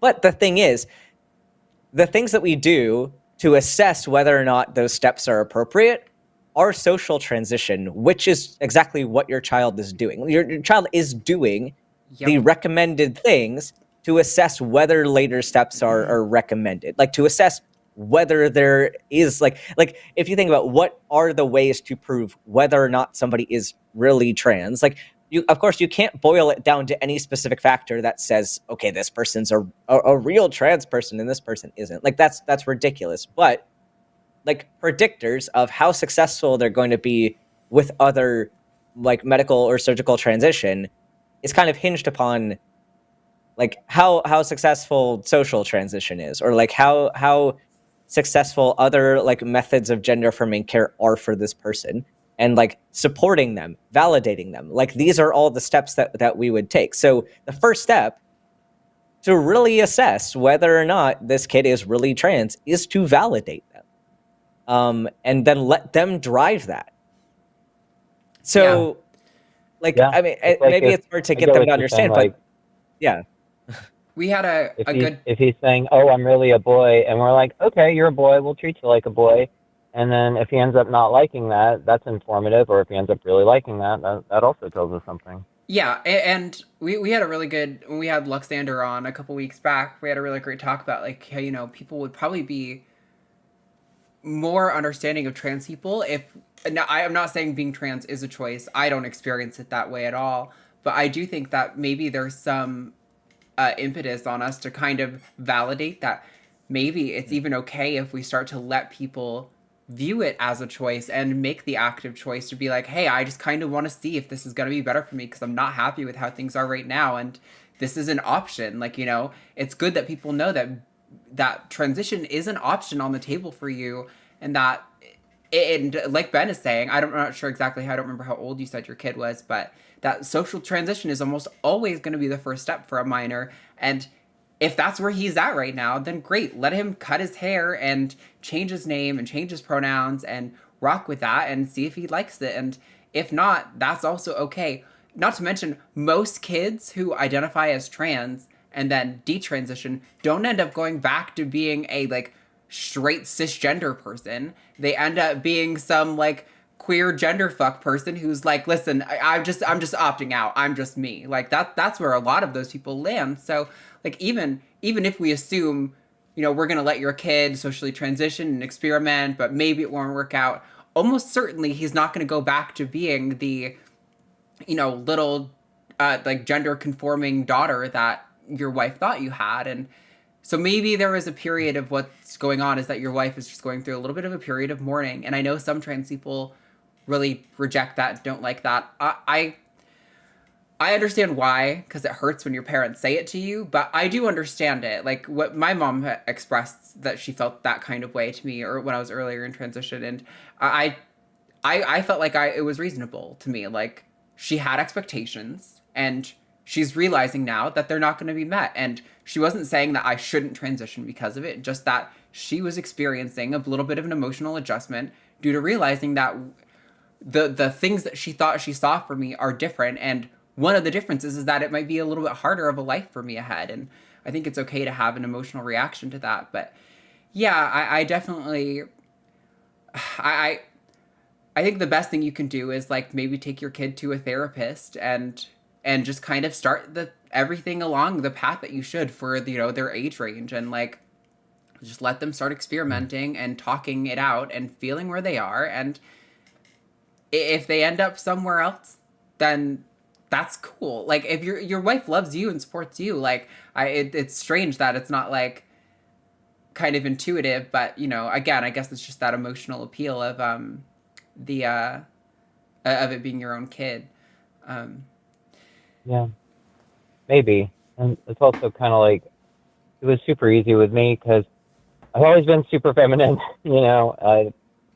So it's kind of like, yeah, no, that tracks, that makes sense. But to my wife just kind of came out of left field. In her mind. Yeah. And If it's to answer your question, my kid's 11, and like oh yeah. he just started his period several months ago, and he hated that. And oh and my I don't God. know. I mean, I was just gonna say So- that is so I came out around like 12 or 13, I don't remember, or maybe it might have been closer to 14. But a big impetus that pushed me to start exploring, like, wait a second, was starting to go through puberty. When I started noticing my body Right. changing, that was the biggest alarm in my head when I went, whoa, hold the fuck on. I think I am just putting together that the path of puberty for me leads me to look like my fucking dad. And that is a nightmare incarnate. Right. And I think that's the same for a lot of kids, you know? It's actually, I believe the stats show that one of the most common ages that people come out is around that age. Yeah, I don't know. That's a really difficult situation, and I hope that you're able to, you know, navigate this as a family effectively. But yeah, your kid's 11 years old. Like, if there was ever a time to play around and fuck around with gender and find out, it is now. It is now when you were a child, where like the consequences are so minor, you know? When you're an adult, it's a little bit harder because like that might affect your job or your privacy, and you might need to do it, you know, at home or something. But when you're a kid, like, who the fuck cares? Honestly, like, every person growing up goes through like some sort of identity sort of, you know, discovery and crisis, and it's better to do it now and figure this stuff out. Yeah. I wish you the best of luck, Steven. And you know, if you or your wife wants to call in and like have a conversation with us about it, I don't want to. I hope that if she watches this, or that if you show her, that she doesn't get the impression that like we're ganging up on her at all, because I don't feel. I understand where that comes from. I know my mom went through a lot when I transitioned, because back then nobody had even heard of trans stuff in my hometown, and my mom was doing amazing given the information she had, like knocked it out of the park. And it was still difficult. It was still a huge adjustment, and I think that's valid to experience. And yeah, but I'm not sure how much else we have for you on that, but I appreciate y'all so much. Like I've said before, y'all, Arden specifically, you've been instrumental in helping me discover myself, and I can never thank you enough for that. Y'all are amazing. I love what you do, and thank you. Thanks, Devin. That really means a lot. I appreciate it. All right. All right, y'all. Have a good one. Bye. Bye. Oh, happy birthday, Katy, tomorrow. Let's mention that. All right. Love you. Yes. Bye. Oh my God. Thank you, Seven, because Ben and I were literally backstage before the show being like, isn't her birthday like today or yesterday? And We're bad friends. Tomorrow. We're bad friends. Listen, we're both ADHD. It's not, I claim no responsibility for trying to know people's fucking birthday. It's just not possible. That's what calendars are for. What yeah, alarms for real. are, so we don't have to actually remember it. Somebody else is going to remind us. All right, I am going to close the lines. We have 2 callers left on the line, so stay on. We're going to get to you both. But we won't be accepting any new calls onto the queue for the rest of the show. So we're going to just take them in order now. We're going to talk to Alex in North Carolina next. Pronouns are he, him. Alex has some feelings regarding dating trans people and maybe wants some help navigating that. What's going on, Alex? Sorry, I'm not sure if it came off as being trans critical. I am a trans man myself, and cool. I have questions about dating cis people as a trans person. Okay. I got it back. Oh, okay. Cool. Yeah, sorry, I didn't mean for it to come off that way. No worries. So for a quick context, I'm trans. I've been medically transitioning for about a year now, but I've never really been in a serious relationship, and it's just difficult. I'm basically wondering if you guys have experienced like a fear of being seen as weird or having people look down on you for how your body looks. and how you kind of got through that, if you did experience that. Because when I'm dressed how I want to dress, I present as masculine. But if you're in a relationship, particularly like a sexual relationship, it's hard to present how you want to present. You know what I'm saying? Yes. I do. Yes. It's a major source of dysphoria for me. My body is a huge source, and especially thinking about using my body in a way that is typically used for is absolutely horrendous to me, and so I don't use it for that. As far as like relationship stuff with that aspect, I'm not necessarily a good person to really address this unless you feel similarly, because literally my whole approach has just been to avoid it at all costs, which is not necessarily super healthy. But I'll let Arden take the majority of this conversation.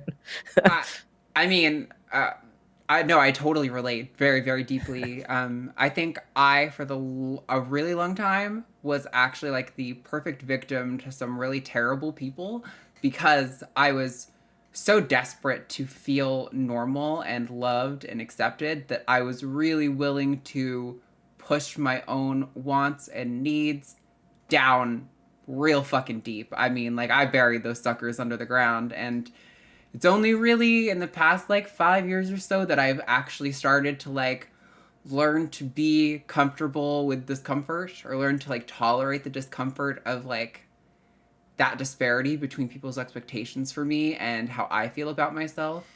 Like in particular, dating cis women in the past has been really difficult, because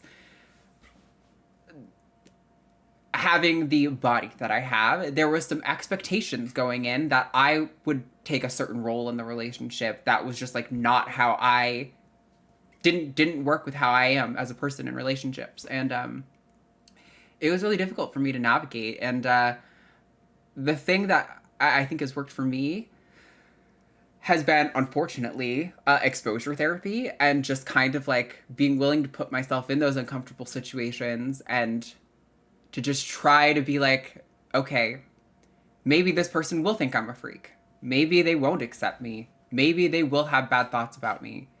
But does that mean that there's actually something wrong with me, or that I should change how I am? And to that question, I would say no. And then just enduring the comfort and seeing that I was able to get to the other side, and that things were okay. And that actually, when I was really so honest with myself, I was able to have healthier, more authentic relationships where I really actually felt seen in a way that I never experienced prior. But like, yeah, I would say a huge theme of my roadblocks to transitions was just wanting to feel normal and wanting to have a normal life and not to feel like a freak. And it was the process of being like, you know what? I don't actually think this, but maybe I am a freak. What's wrong with being a freak? Freaks still gotta go to the grocery store. Freaks still gotta have love and like touch and sensation, you know, the oxytocin hit you get from having a hug. Freaks still like dogs and touching grass and hanging out with their friends. Like, even if all that was true, it doesn't mean that I should be denied the ability to have romantic or sexual or platonic relationships in any capacity. And yeah, I think that's kind of a hard thing to swallow when we exist in a society that does expect us to act differently based on our body, or to take certain roles in relationships or whatever. And I don't know. I mean, I'm currently with a cis person, and he's a very accepting man, and he has never made me feel bad about my body or my place in the relationship. And probably part of that is because, you know, it's a very like heteronormative relationship, even though I'm very much not heterosexual. Yeah, I don't know. It definitely takes a very sensitive person to be willing to like hear you out and validate you for who you are, and not like what expectations they have for you. But it can be done. I promise you that. Yeah, that makes sense. I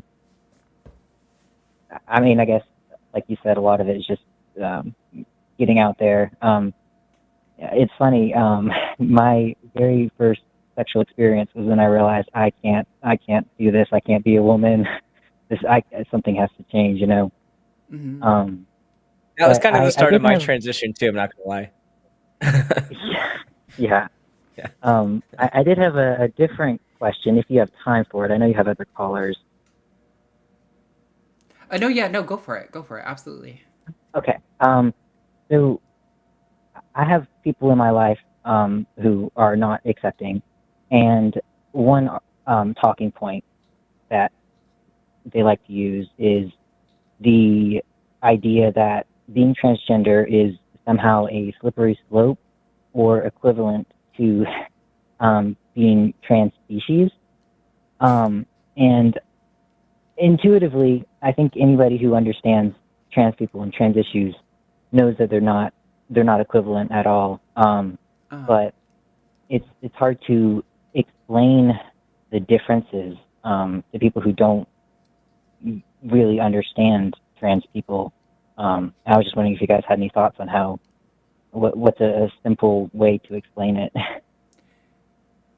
I mean, for me, I always like appealing to like the overwhelming support that transition care and like gender affirming approaches to healthcare has from the broad medical community. Like, this is something that is well established, has been, you know, the great thing about science is that if it's true, it'll repeat itself. And the research on trans healthcare has repeated itself multiple times over for decades, you know, nearly a century now. We've had research on healthcare reaffirming itself. And it overwhelmingly it improves our quality of life and reduces risk of depression and suicidality. And I don't really like to me, when somebody says they don't see the difference between being transgender and being transracial or being trans species, I feel like they're being dishonest and lying because it's so evidently not the same. I'm claiming that I have an internal experience of gender that is not matched most other people assigned male at birth. A person who's trans species is claiming that they're a cat when they're a human being. Like, I don't know if you know how words work, but those are different concepts. Like, I mean, I don't know. I have a tendency to get kind of condescending and rude to people like that because I think stupid questions like that are offensive should be met with a little bit of derision. But yeah, I mean, it's just they're not the same things at all. There's a massive body of literature supporting the existence of trans people and the healthcare that we deserve. There's no such body of evidence supporting the existence of transracial identities, not in the way that they mean it. Transracial does have a meaning outside of the trans debate, but that's not relevant. And trans species is also not something that is any sort of body of literature to support it. We have had people who've called in to say that, like, they don't literally think they're a cat, but that being able to hiss and meow at people helps them communicate to something. And, like, I don't know. On the list of things that I'm concerned about as we head into an election year, that's just, I don't care about the random kid who feels like they like to meow at their mom. Like, right, and that needs to be yeah.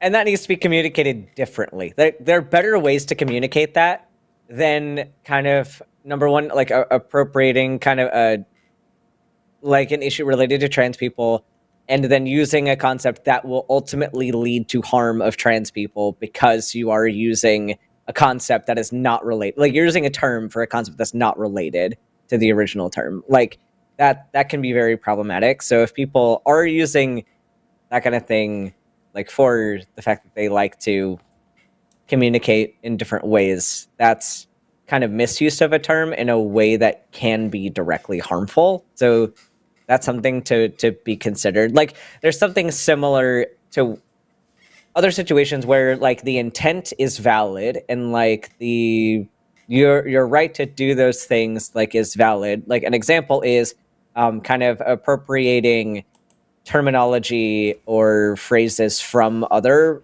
marginalized communities. Like, I've seen this with certain trans people that will use a phrase used by, like, communities of color, and it's like, I get that the intent is good and the intent is there that, like, yes, we're all part of these minority communities and we all deserve a seat at the table. However, you need to let this other community have their, like, the terms that they're using, the phrases that they're using to communicate their points, and we should not be taking their things for our purposes. Like, we should still kind of have some separation there. And so I think this is kind of similar with that. Like, even if somebody has some more, like, good or genuine intent with that, we need to be very careful about how we're using language to connect things that aren't related.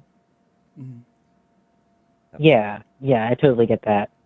Arden, to your point about medical evidence, unfortunately, the people I'm thinking of are a bit of conspiracy theorists. They don't Sure. like to think of themselves that way, but the way they act, it's very clear.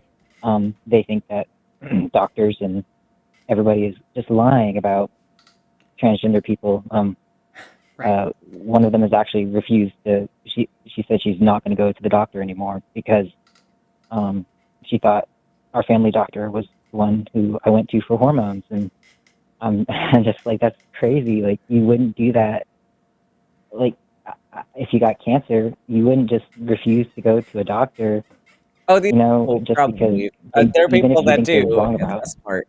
Yeah. It's not smart. People do. But I mean, are these people that you need to associate with? Because, like, I don't want to seem insensitive, but, like, when people are kind of like that, there's a limit to how much it's worth talking to them and, like, being around people like that.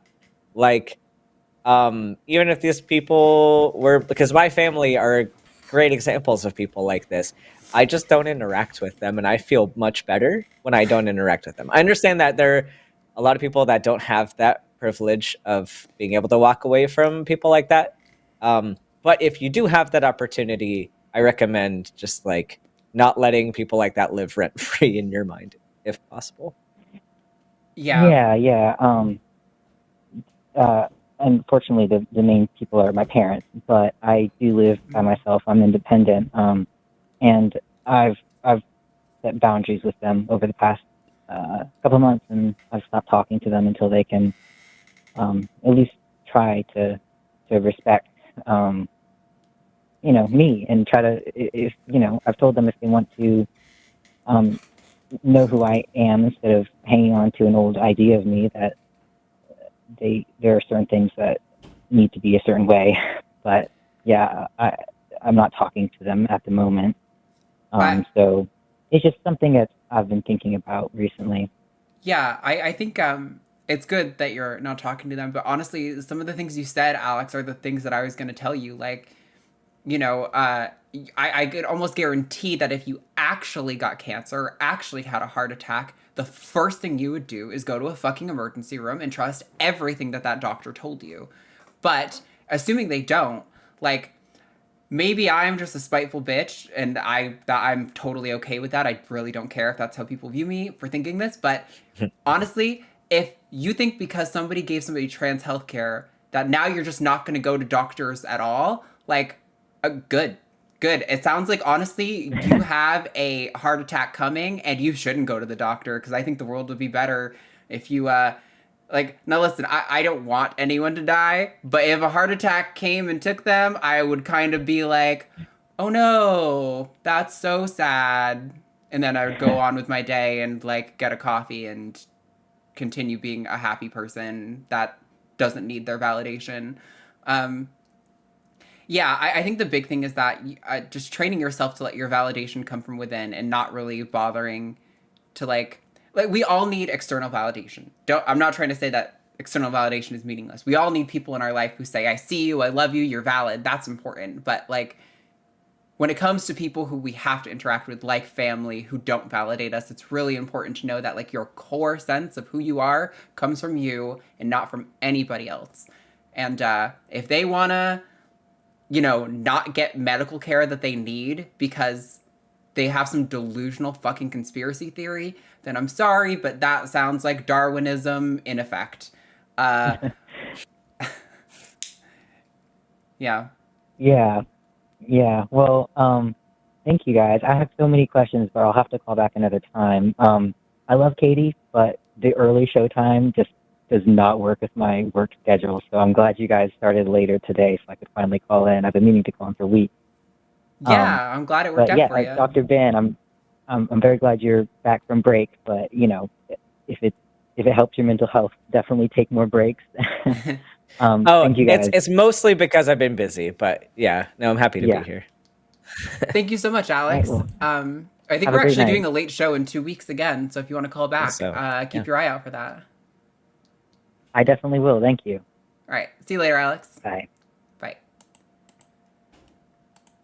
All right. We have 2 callers left on the line. We're just going to bang them out in the order that they came. So first up is Sarah. Pronouns are she, her in Utah. Sarah, you are live on the line. What's going on?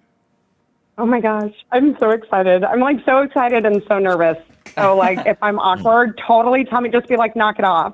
Like, I was literally just introduced to you guys and the line like 2 days ago from a coworker. And like I haven't stopped listening since. And so when I knew you guys were doing a live today, I called them and I was like, oh my gosh, I'm going to be on. I'm like on the queue. So let me, if I can just get right into it. I live here in Utah, so obviously y'all know what Utah is, right? We're all a bunch of Mormons over here, right? Yep. And that's what I was. For my entire life, I was just a super good Mormon girl. I have 7 children.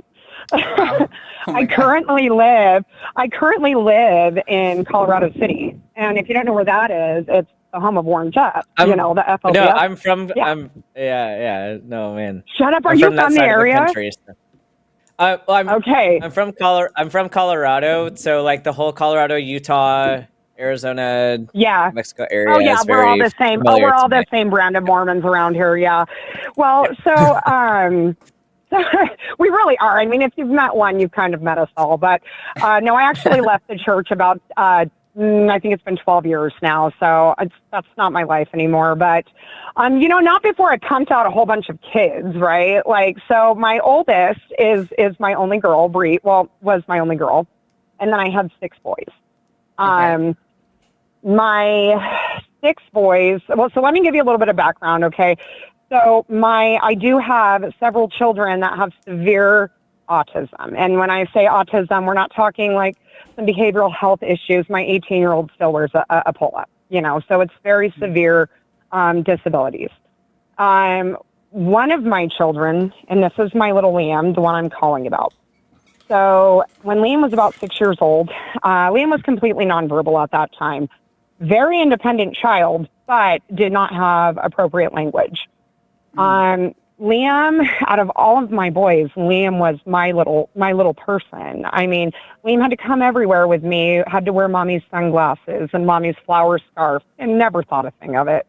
And if I'm being wholly honest, let me just say before I keep going here, like I was like a Trump supporting white conservative psychopath. Okay. So I'm ignorant at this time, and if anybody had a trans child, it's because they encouraged it. And like, I'm ashamed of what I thought back then. Oh my God, say something. I swear to God, I'm not like that now. No, you're good. You're good. No, we're listening to your story. We're listening to your story.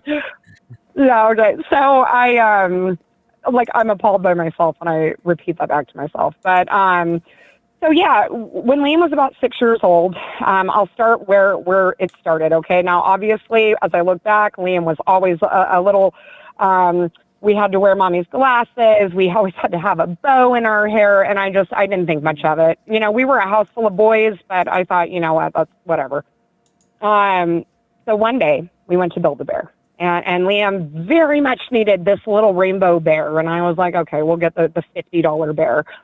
And Liam walked over to the wall of clothes and just looked at me with desperation and wanted the little pink cheerleading outfit for the teddy bear.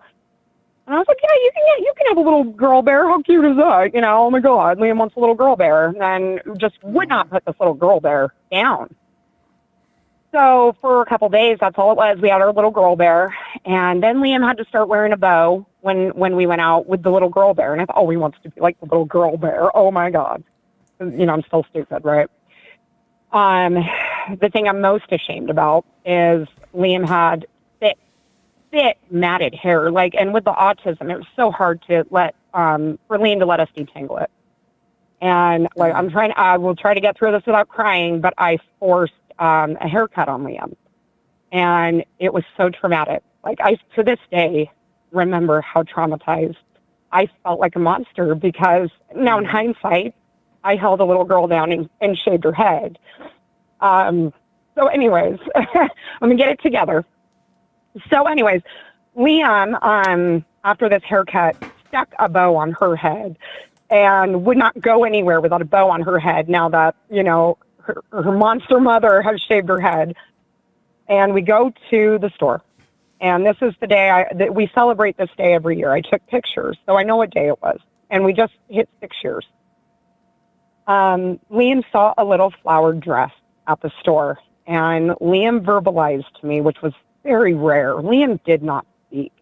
Liam said, "That, Liam, a girl." And I said, "Liam, you don't know what you're talking about. That's actually a dress." Because I'm still stupid. I said, no. Liam starts stripping down in the store. "Liam, a girl. Liam, a girl." And I said, "I'm going to buy the dress so we can get out of here without an autistic meltdown." Okay. Because those can be quite epic.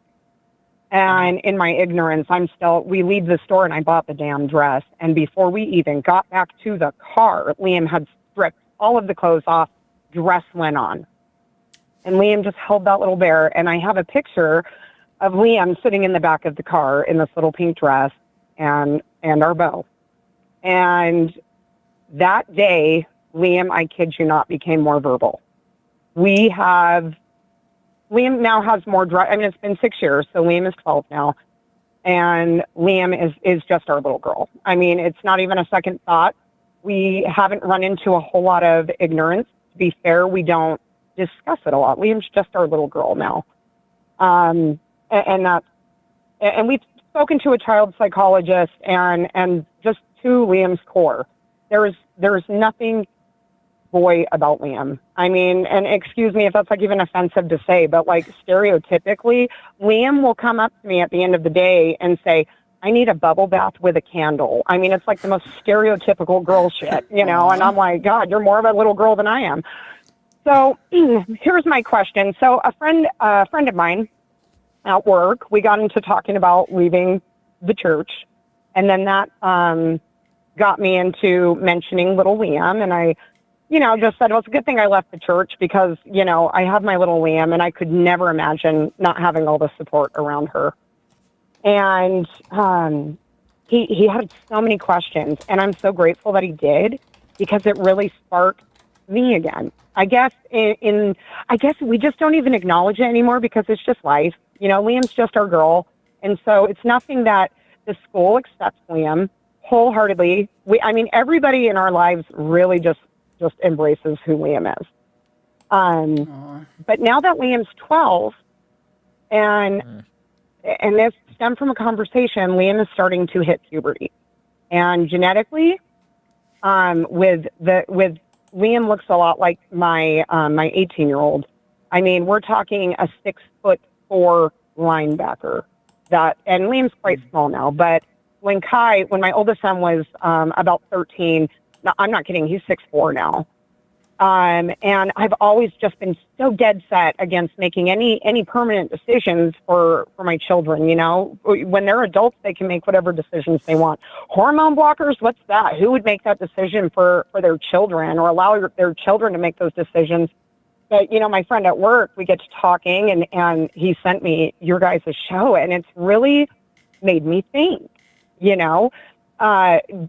I want to make that decision for Liam, or do I want to send Liam out into the world to try and function as right now? Liam doesn't know any difference. Liam's just a girl. But later, if Liam is a 6'4" linebacker woman, is Liam going to have a harder life because I made the decision not to get some sort of medical intervention? And I don't even know if that would be something that's allowed. But I just feel like maybe this is something I should start learning about. Maybe I should ask people how this affects, just your development as a trans person. I just know so little, and I feel like I should have researched so much more, but I always kind of felt like, well, everybody loves Liam. This is just Liam. But now I feel like, no, maybe I need to understand this more. And where do I go to find that information? You know, if I ask some of my Facebook friend mom, you know, from the Mama Dragons group, I feel like I really can't ask the question there, because a lot of those moms are like, what are you talking about? You let your kid transition and you just back the fuck up. I really just want an objective answer as to, like, what's the best answer, you know? Well, like, luckily where do we've I got go a to even doctor find on it? today, so I think Sorry, you let me ramble for a good long time. So I'm sorry. No, this is an amazing story, and you're an amazing parent, and this is a nuanced conversation. And I really the things that you're juggling right now are legitimate. They are legitimate concerns on either side, and it is a difficult decision to make for you. And so this is a case where, you know, we get a lot of callers that call in with very unrealistic scenarios, and they bring all these supposed ethical dilemmas of all these unrealistic things. When we talk about, there's some nuance to this discussion, and there are some times when there isn't a set in stone right answer. This is one of those cases where there's a lot more thought that has to be involved in this. There's pros and cons on both sides of this coin. And really it's hard to say a lot of specifics, like, on the show when I don't know your child, but I think it's really going to take a multidisciplinary team to come to a good decision that all parties are comfortable with. So this is going to include like a therapist or a psychiatrist. It's going to include a pediatric endocrinologist. It's going to include other members of the healthcare team, like if the primary care wants to be involved. If like whether that be like family medicine, pediatrics, whoever that is, if there are other like considerations, including like other healthcare comorbidities, those are some other specialists that might need to weigh in as well. Of like, are there medications that, you know, need to be juggled with additional considerations? That's going to come from a multidisciplinary team primarily, like, and the primary drivers here are going to be like pediatric endocrinology and psychiatry, as well as primary care. So I don't know what your access is like in your location, or if you have. So it's zilch, and that's my next. That was my next question, actually. So like where I live, I mean, there is really no resources around here. The best resources I have are like the local LGBTQ plus group that I belong to, and we just kind of meet and talk. I mean, we both really, as far as real resources for like medical care, we did talk to a great child psychologist, but it wasn't somebody who it specialized in this. You know, it wasn't somebody. They were somebody who could look at Liam and say, well, yeah, there's no doubt there that Liam is absolutely, and they even went as far to say, I would be shocked if Liam ever, you know, decided I'm not a girl. I mean, that would be so weird for us at this point, because Liam would be offended if we tried to put a pair of pants on her. So, you know, it's just, she's like, ma'am, where's my skirt? Like, if I can offer, you know, I mean, obviously Ben's got the medical knowledge, and like, for reference as well, like puberty blockers are, you know, largely within the first 2 years reversible. So there's really not much harm to, once you've consulted, like Ben said, once you've consulted with a team who's, you know, gonna like really evaluate the case and make sure that's the right decision. It'll be, if Liam does make that decision, it really won't be a big deal to come off of those. But also, what I wanted to say was that I came out quite young and tried to reverse my decision because I got really bullied, and there was problems with my family and lack of acceptance. And one of my biggest regrets is that, you know, while I'm not particularly an insecure person or anything like that, thinking back to how different my life would have been if I had not succumbed to my fears and the pain of rejection and bullying and all that stuff. And I had just Right. committed to treatment. I am now, that was 14 years ago that I like first came out. I my life would be so different if I had continued treatment that whole time. I would be in a very different Right. place now, and I'm happy with the place I'm at. My life is great. I have great friends and family and all of that stuff. You can live a very long, healthy, happy life as a trans person. But like I do wish that I had continued on with the treatment, because I had been on hormone blockers and I was on HRT at a very young age.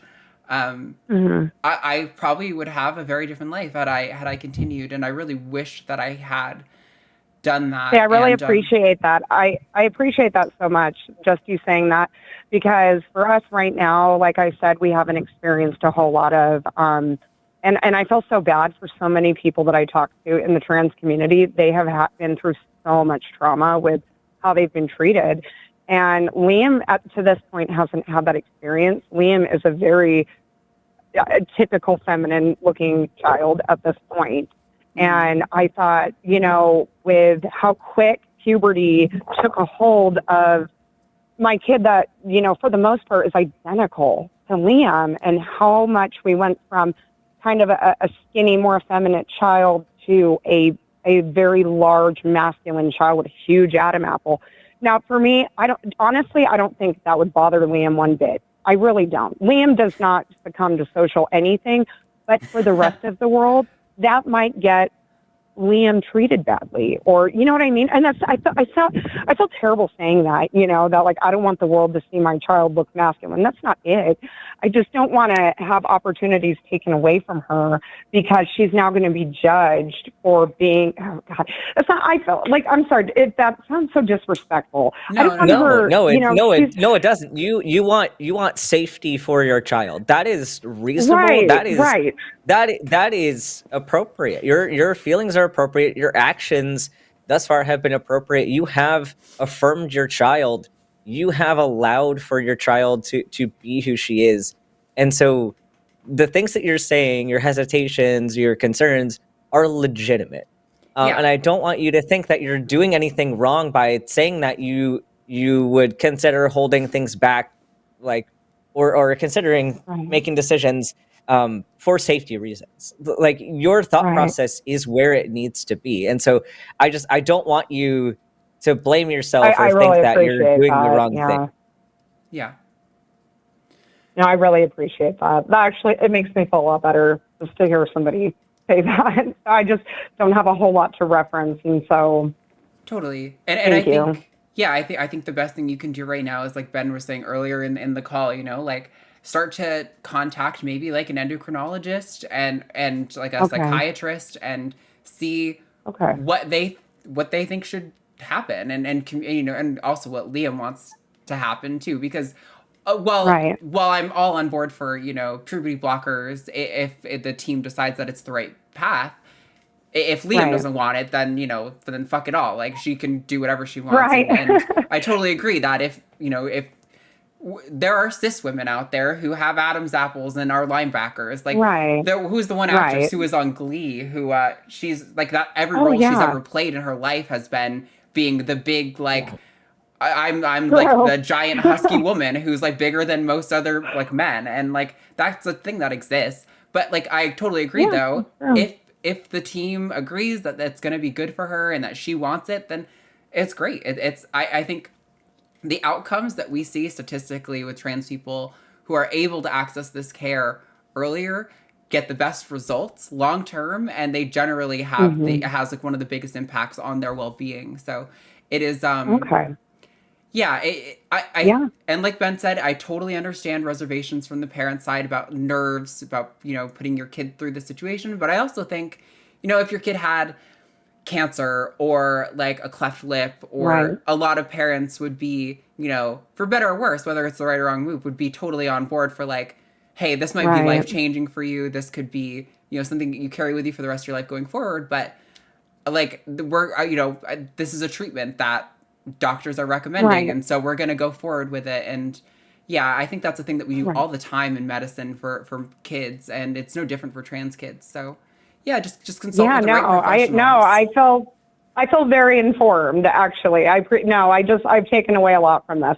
I mean, 3 days ago, I was like, oh, like, I can't believe anybody would make a permanent decision like that for their children. Here I'm thinking I'm like ultra like accepting and open-minded. And then I realized, after just having a discussion, I was like, no, you don't get it. And I need to get it. I want to get it. And I definitely will. I'm going to go on the hunt. Yeah, I definitely will. The only thing I want to leave you with, Sarah, after that, sorry, Ben, I'll let you go. I just wanted to say that also a huge point in your favor for while you're saying, maybe you didn't get that. When you said that you shaving Liam's head, you realized that would be like shaving your daughter's hair. Yeah. I have tried so many times to get my father to understand certain things where I'm like, hey, I realized you thought you were doing the right thing, and I don't fault you for that. But if you could consider the perspective of that, all those things you did to try to make a man out of me, imagine if you had done that to your daughter, and he can't grasp that. The fact that you are able to grasp that puts you like above and beyond like 99% of parents dealing with trans kids. So props to you for that. Thank Sorry, you. Ben, I know you wanted to. Oh no, I that point was that. that point was way that point was super important. My only thing was if just with regard to access and finding people that you can talk to, I encourage you to reach out to the community that it sounds like you're already a part of and see like the network is surprisingly small. And it might take some work and some creativity on your part to be able to make certain things work, but I'm sure some people in your community might have some connections, so it'd be worth exploring that. I listen, I up until this point hadn't even discussed it, and now all of a sudden I feel like it's consuming so much thought space that I appreciate like even just the acknowledgement, you guys, seriously. Yeah. Well, best of luck to you, Sarah, you and Liam. It sounds like she's in great hands. So if you have thank any you other so much. Yeah, if you have any other thoughts, feel free to call back in the future. We'd love to talk to you. All right. Well, I'll be listening. So. All right. Thanks, Sarah. Bye-bye. Bye. All right. That was a great call to end on. That was a fantastic one to end on. Yeah, no, definitely. I feel a little hyped up. Sarah's got a lot of energy, and I'm like trying to take some of that in for myself, All right, so that does conclude the caller portion of the show. We're going to move on and take some super chats now. If you want to send a super chat, oops, I did not close out Call in Studio the right way. Shit. Okay, but it worked anyway. Sorry, I was trying to do those things simultaneously. If you want to send a super chat of $5 or more, we will read it out live right here, right now. And we are diving into it with a big fucking donation right off the bat. Wow. 100 pounds from Jackie Greenland. Jackie, thank you so much. It's a milestone birthday marking 5 decades for me on Saturday. So I wanted to share the love. Yay to entering an age of mammograms and reminding my GP that I need prostate exams too. But it is important for us to do these things. Sorry, Dr. Ben, but I'm #team Arden. Well, thank you so much, Jackie. You have been a supporter of this show since basically the beginning, and we really appreciate such a generous donation like that. It goes a really long way, so thank you. Hopefully some reassuring things though, and thank you so much for this absolutely generous donation.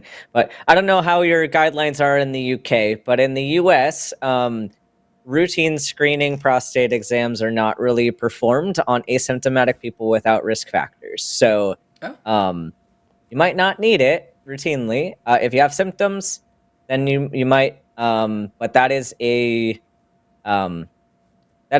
shared decision-making decision that if you want one, you should be allowed to have one, but you might not need it, just for funsies. Now you know. Yeah.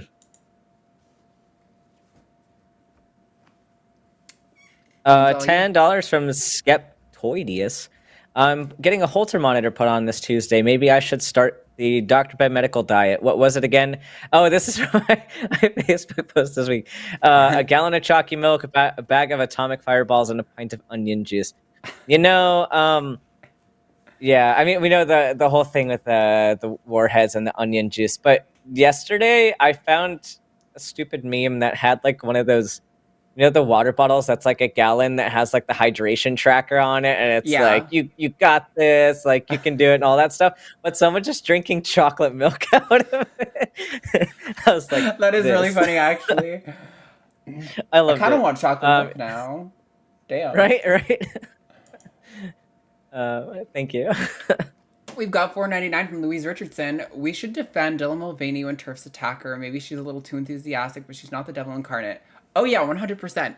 I found her Days of Womanhood thing like a little cringe. I'm not gonna lie. I was like wincing sometimes watching them, but like I cringe at people all the time, and I'm sure people cringe at things that I say all the time. So like being cringe doesn't make you bad. Like they hate her because she's trans, not because she's cringy or like whatever. And honestly, with the notoriety she has now, she can do more for trans rights in like a swift action if she wants to than a lot of people can in a day. But I also respect why she wouldn't, because the media will attack her more than almost any other trans person for the things she says. It's really unfortunate. Yep. Indeed. $9.99 from Jason. I love that play on the name. I'll miss the live tonight. Have to work. Have a great show. Miss you, Dr. Ben. Now take money. Well, thank you for your money. We appreciate it. And I hope you have a good night at work. Yes. Thank you, Jason. We have got $5 from Melissa. A former crewmate of mine has a trans son. I jokingly said that it was because of her being near me and radiation from the reactors. USS Enterprise. Very nice. Yes, I'm sure that is the cause, for sure. Oh, definitely. $9.99 from Tess N. Help me argue against biological men are better athletes, especially physically stronger, so it's unfair for trans women to compete against cis women. BS. Are there any people who competed prior to transition? I encourage you to watch back this episode a little bit, and you can find us discussing a little bit of that. And I think we've discussed this issue on a lot of episodes of this. But I mean, just like the bottom line up front for my position on this is that it's fallacious to like just flat out claim that men just by default are better athletically than women by default, because there's a range of athleticism, and just being strong doesn't make you a better athlete necessarily. So Yeah. that's kind of the overarching thing. Also, I find it really interesting. You may have heard of Fallon Fox. She and I are in contact, and recently she actually got a bone density test and found that she is perfectly within normal range of cis women on bone density, but also that the bone density levels for cis men is like almost not that different at all. And so there's a lot of claims that people will make about like bone density and shit regarding athleticism that are total bullshit. She's competed before and during transition. There's no injury, you know, people will say she broke someone's skull. There's no injury that she delivered that isn't typical within her athletic field. It's MMA. Yeah. Yeah, it is just complete bull. Actually, I think there was a clip uploaded recently too on one of our conversations on trans athletes. So I would check the videos tab on the channel. We've got $10 from William Metis. Sorry, fucking probably butchered that. Thank you again, you lovely, beautiful house. Happy early birthday, Matt. Jimmy, get well soon and go Jimmy yourself. Yes, I'm sure he's doing his best. I'm sure he's Jimmy. I'm sure he's actually not here because he's in fact jimmying himself the entire time. Shit, I meant to send those to the queue and I sent them both to the front. Well, I guess we'll read this one now. Okay, all right. $5 from Monkey at Typewriter. Maybe I'm a spiteful bitch. I don't care. If I were in Game of Thrones, those would be my house words. Great calls tonight. Hashtag Team Serpent Sorceress. Again, I come back and nobody loves me anymore. So, you know, maybe I'll leave again. They love you. It's just fun. They just love you more. You. No, I think it's fun it's become a meme to rag on you, which is unfortunate and it should stop. But, you know, but yeah, I'm totally fine with being a spiteful bitch. People say it when I'm not being bitchy, and people say it when I am being bitchy. So I was like, I might as well just embrace it, because sometimes being bitchy is valid and needed, and sometimes people need someone to be a bitch to them. That's a quote that needs to be saved on a for shirt. forever. $5 from Yes. Mel Tree Fitty. Hey Mel, good to see you. Y'all are Mel. amazing humans. Keep up the good work. Thank you so much. Mel's really awesome. You should follow her on TikTok, I think, Yes. and Instagram. Yeah. Yes.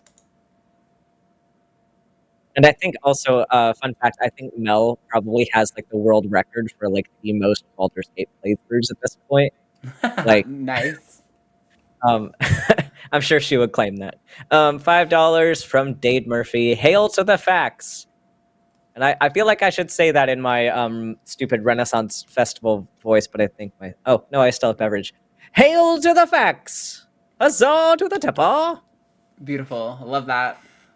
Also, Dade makes some amazing shorts using clips from line shows. Whenever people yell at each other, you could bet that Dade's gonna make a clip of that. It's pretty funny. We've got $4.99 from QA Colin. 1, thanks for a great show. Dr. Ben, we should get that on a t-shirt. It doesn't matter who they are. We'll disagree with anyone, and we disagree with anyone that we disagree with. Yeah. Yeah. True. We're full of quotes tonight. This is a good quote night. Thoughtful people. 500 yen from, is that yen? I think that's yen. Yep. From Kevin Moses. If you don't know about Dr. Phil, check out the podcast Behind the Bastards. He gets a few episodes about his shittiness. You know, his shittiness are why I don't listen to him. And I think my takeaway from this is that I'm making the right decision by not listening to him, and I'm going to continue to not listen to him. Yeah, that's probably fair. I used to listen to Behind the Bastards. I haven't heard their one on Dr. Phil. I haven't listened in years, but they used to be I had a 30-minute commute to work, and I would listen to audiobooks and podcasts, including them. $5 from Haley Geringer. I'm so confused with Arden on the left side. LOL. Happy for the later show, though. I'm having FFS tomorrow, and am so nervous. Please send the good vibes. I'm almost always on the left side when I'm hosting. It's only when Katie's here, because, you know, she thinks she's in charge or whatever. She always demands to be on the left side. Such a diva. See, it's funny, because, like, there's this whole dynamic of, like, people competing for, like, who's doing all the main hosting, and I'm just like, they can do all the work. I'm fine with them doing all the work. I'll just sit here and hang out and, like, talk shit, and then they can do all the work. Oh my god. Is that like a typical like man is that like a typical man thing for me to say? Is this like, are we falling into like cis heteronormative gender roles here where like the women are doing all the work and I'm just like here taking the credit? Yeah, there's definitely, I feel like that is totally the dynamic, and then other times it's the complete opposite where the man is like, no, I have to do this. It doesn't matter if you can or are better than me. I have to do the thing. And it's like, okay, sure. Anyway, we're not toxic. We're fine. This one do. It's me. $20 from Paul LeMadeline. This is a reply to 7. As a parent, it's hard to overcome the change you expect on what you expected for your child. Going from seeing your child in a wedding dress to not being to is an experience that's hard. And yeah, I think we covered that pretty well. Yeah. It can be a difficult transition. Absolutely. 666 from Jonathan. Woe to you, O earth and sea, for the devil sends the beast with wrath, because he knows the time is short. Let him who hath understanding reckon. I don't know this poem or reference, whatever it is. But cool. Thanks, Jonathan. $4.99 from Alice Rosas. Holy shit, it's hailing in Houston right now. # Team Texas. I should probably cover my car. Probably smart. Yeah, it is indeed hailing. It was pouring rain here in Austin when I woke up this morning. It's still gray and cloudy, but I don't think it's raining anymore. So, not on the front side of the house. Sometimes it's like different on the back side of the house, or sorry, not on the back. It might be on the front.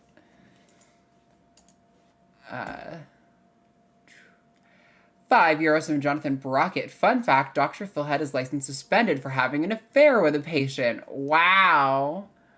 Didn't know that. That's juicy. Why is it that people who don't follow the evidence and get their license revoked have some of the biggest followings? Like Jordan Peterson, he's lost his license, I believe, right? There was like a hearing about it or whatever, but then it happened. And now Dr. Phil had his license suspended. That's for a group that accuses trans people of like trying to take advantage of kids or whatever. They notoriously are taking advantage of other people, and it really just goes to show the what do they call it? It's something con, where it's like, oh, every conservative accusation is an admission or whatever is basically the idea. Everything they accuse a group of doing is something that they themselves wrestle with. $5 from Monkey at Typewriter. Oh, we already read this one. Oh yeah, sorry. Now it's actually in order, so. There we go. $10 from Brian Borden. It was awesome meeting you, Arden and Matt, at the Reptile Show in College Station a couple weeks ago. Thanks for everything you do here. Yeah, it was so nice to meet you too. It's really cool doing the shows and getting to run into people. It was the first time, not with Brian, but with someone at a show recently, where I was recognized before Matt. Normally people are like, oh my god, you're Matt, and you're like Arden. Like, I'm just the addendum to him, but I got recognized first recently, which I was like, yeah.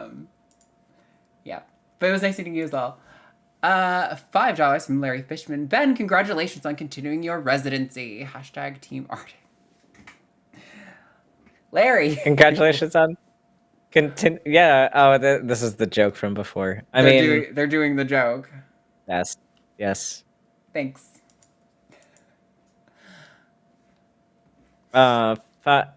Another one from $5 from Monkey at Typewriter. This episode titled "The One Where Ben Discovers His Toxic Masculinity." Sorry you feel unloved. I have mad love for you, but for the meme, # Team Arden. See, now they're just leaning into it. Also, someone in chat said about Peterson, I think he could get his license is suspended and he could get it back, but he has to take a social media literacy quiz, and he's butthurt about it and not doing it, which is so Peterson. It's so him to like give up his career and make a victim out of himself because he doesn't want to take a quiz. Yeah, I mean, and I'm sure he'll continue to have a career doing the grift, but like, what a miserable existence that is. You are like quite literally a slave to your audience instead of facts. Like, as soon as he stops parroting the things that they want, they'll ditch him like they do every other grifter. But that's why I get my validation not from the audience, but from like doing work that I care about. And don't make a mistake. We love you guys. We appreciate you so much. But, I'm just getting told I missed a super chat from Helen Lawson. Let me find that. Helen Lawson. Ba-da-ba-da-ba. Aha, we did. It says, here in the UK, the NHS has stopped issuing puberty blockers for trans kids, stating a lack of evidence, but allowing it for cis kids. The NHS has become political under the Tories. Yeah, I mean, there isn't a lack of evidence.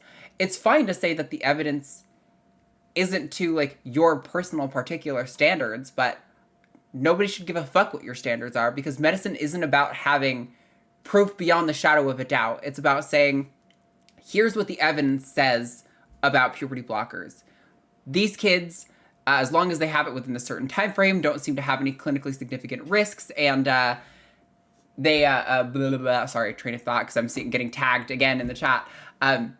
There's no clinically significant risks, and like, oh, they have better outcomes and quality of life and things like that. And while maybe there's a better treatment in the future that doesn't involve puberty blockers, as of right now, this is the best course of action that we have available based on the evidence that exists. Yeah, it is unfortunate. The NHS is, the UK is really succumbed to some gender critical stuff, and the US will probably follow suit if we elect Donald Trump, so get the fuck out and vote. Don't be a little crybaby leftist who's like, oh, Joe Biden sucks. Yes, he can suck too, right? But it's a much bigger thing than that. Anyway. Another $4.99 from Colin. One, I refuse. All hail God King Dr. Ben. Hashtag Team Dr. Ben. There you go. There you go. I got one. Yeah, I'm going to thumbs that up. Thank you, Colin. Okay. So wrap up. Thank you, Jess, for call screening. You did a great job. Calls were on point today. I know she had to leave early, so she's not here right now, but hopefully if she watches this back, I'll send her a message anyway and say thank you. Thank you, Jess. Thank you to our mods for doing such a good job keeping chat in check. I saw there was one guy who came in and cried about being silenced earlier, and he hadn't even gotten muted yet, but then they muted him after it because it's funny at that point. You know, if you're going to be a whiny little bitch, you should get a little ban hammer smacked over your head. Ben, tell us what's going on. Where can we, we're going to get you back in 2 weeks, yeah? Yes, I'll be back. And like I had mentioned kind of stuff previously, I'm starting to do some non-trans related content. It's been a bit limited because I've been busy, but I have a new TikTok for its the actual handle is at ADH Doctor, but the title is ADH Doc, just about study strategies for people specifically with ADHD in STEM related fields. Just things that I learned about myself and how kind of I found ways that worked for me in medical school. And I figured I might as well share them. So if you're interested in study videos, they're over there. Right on. Definitely go check those out. And keep an eye on the rest of the stuff we're doing here at The Line. Subscribe so you don't miss any of the cool shows that are coming up. And we will be back here next week with me and somebody else. It is not confirmed, but until then, we will see you all next week. Bye-bye. If you want to get your name scrolling up the patron thing, all you gotta do is go to patreon.com/calltheline. Give us your money. Love you guys.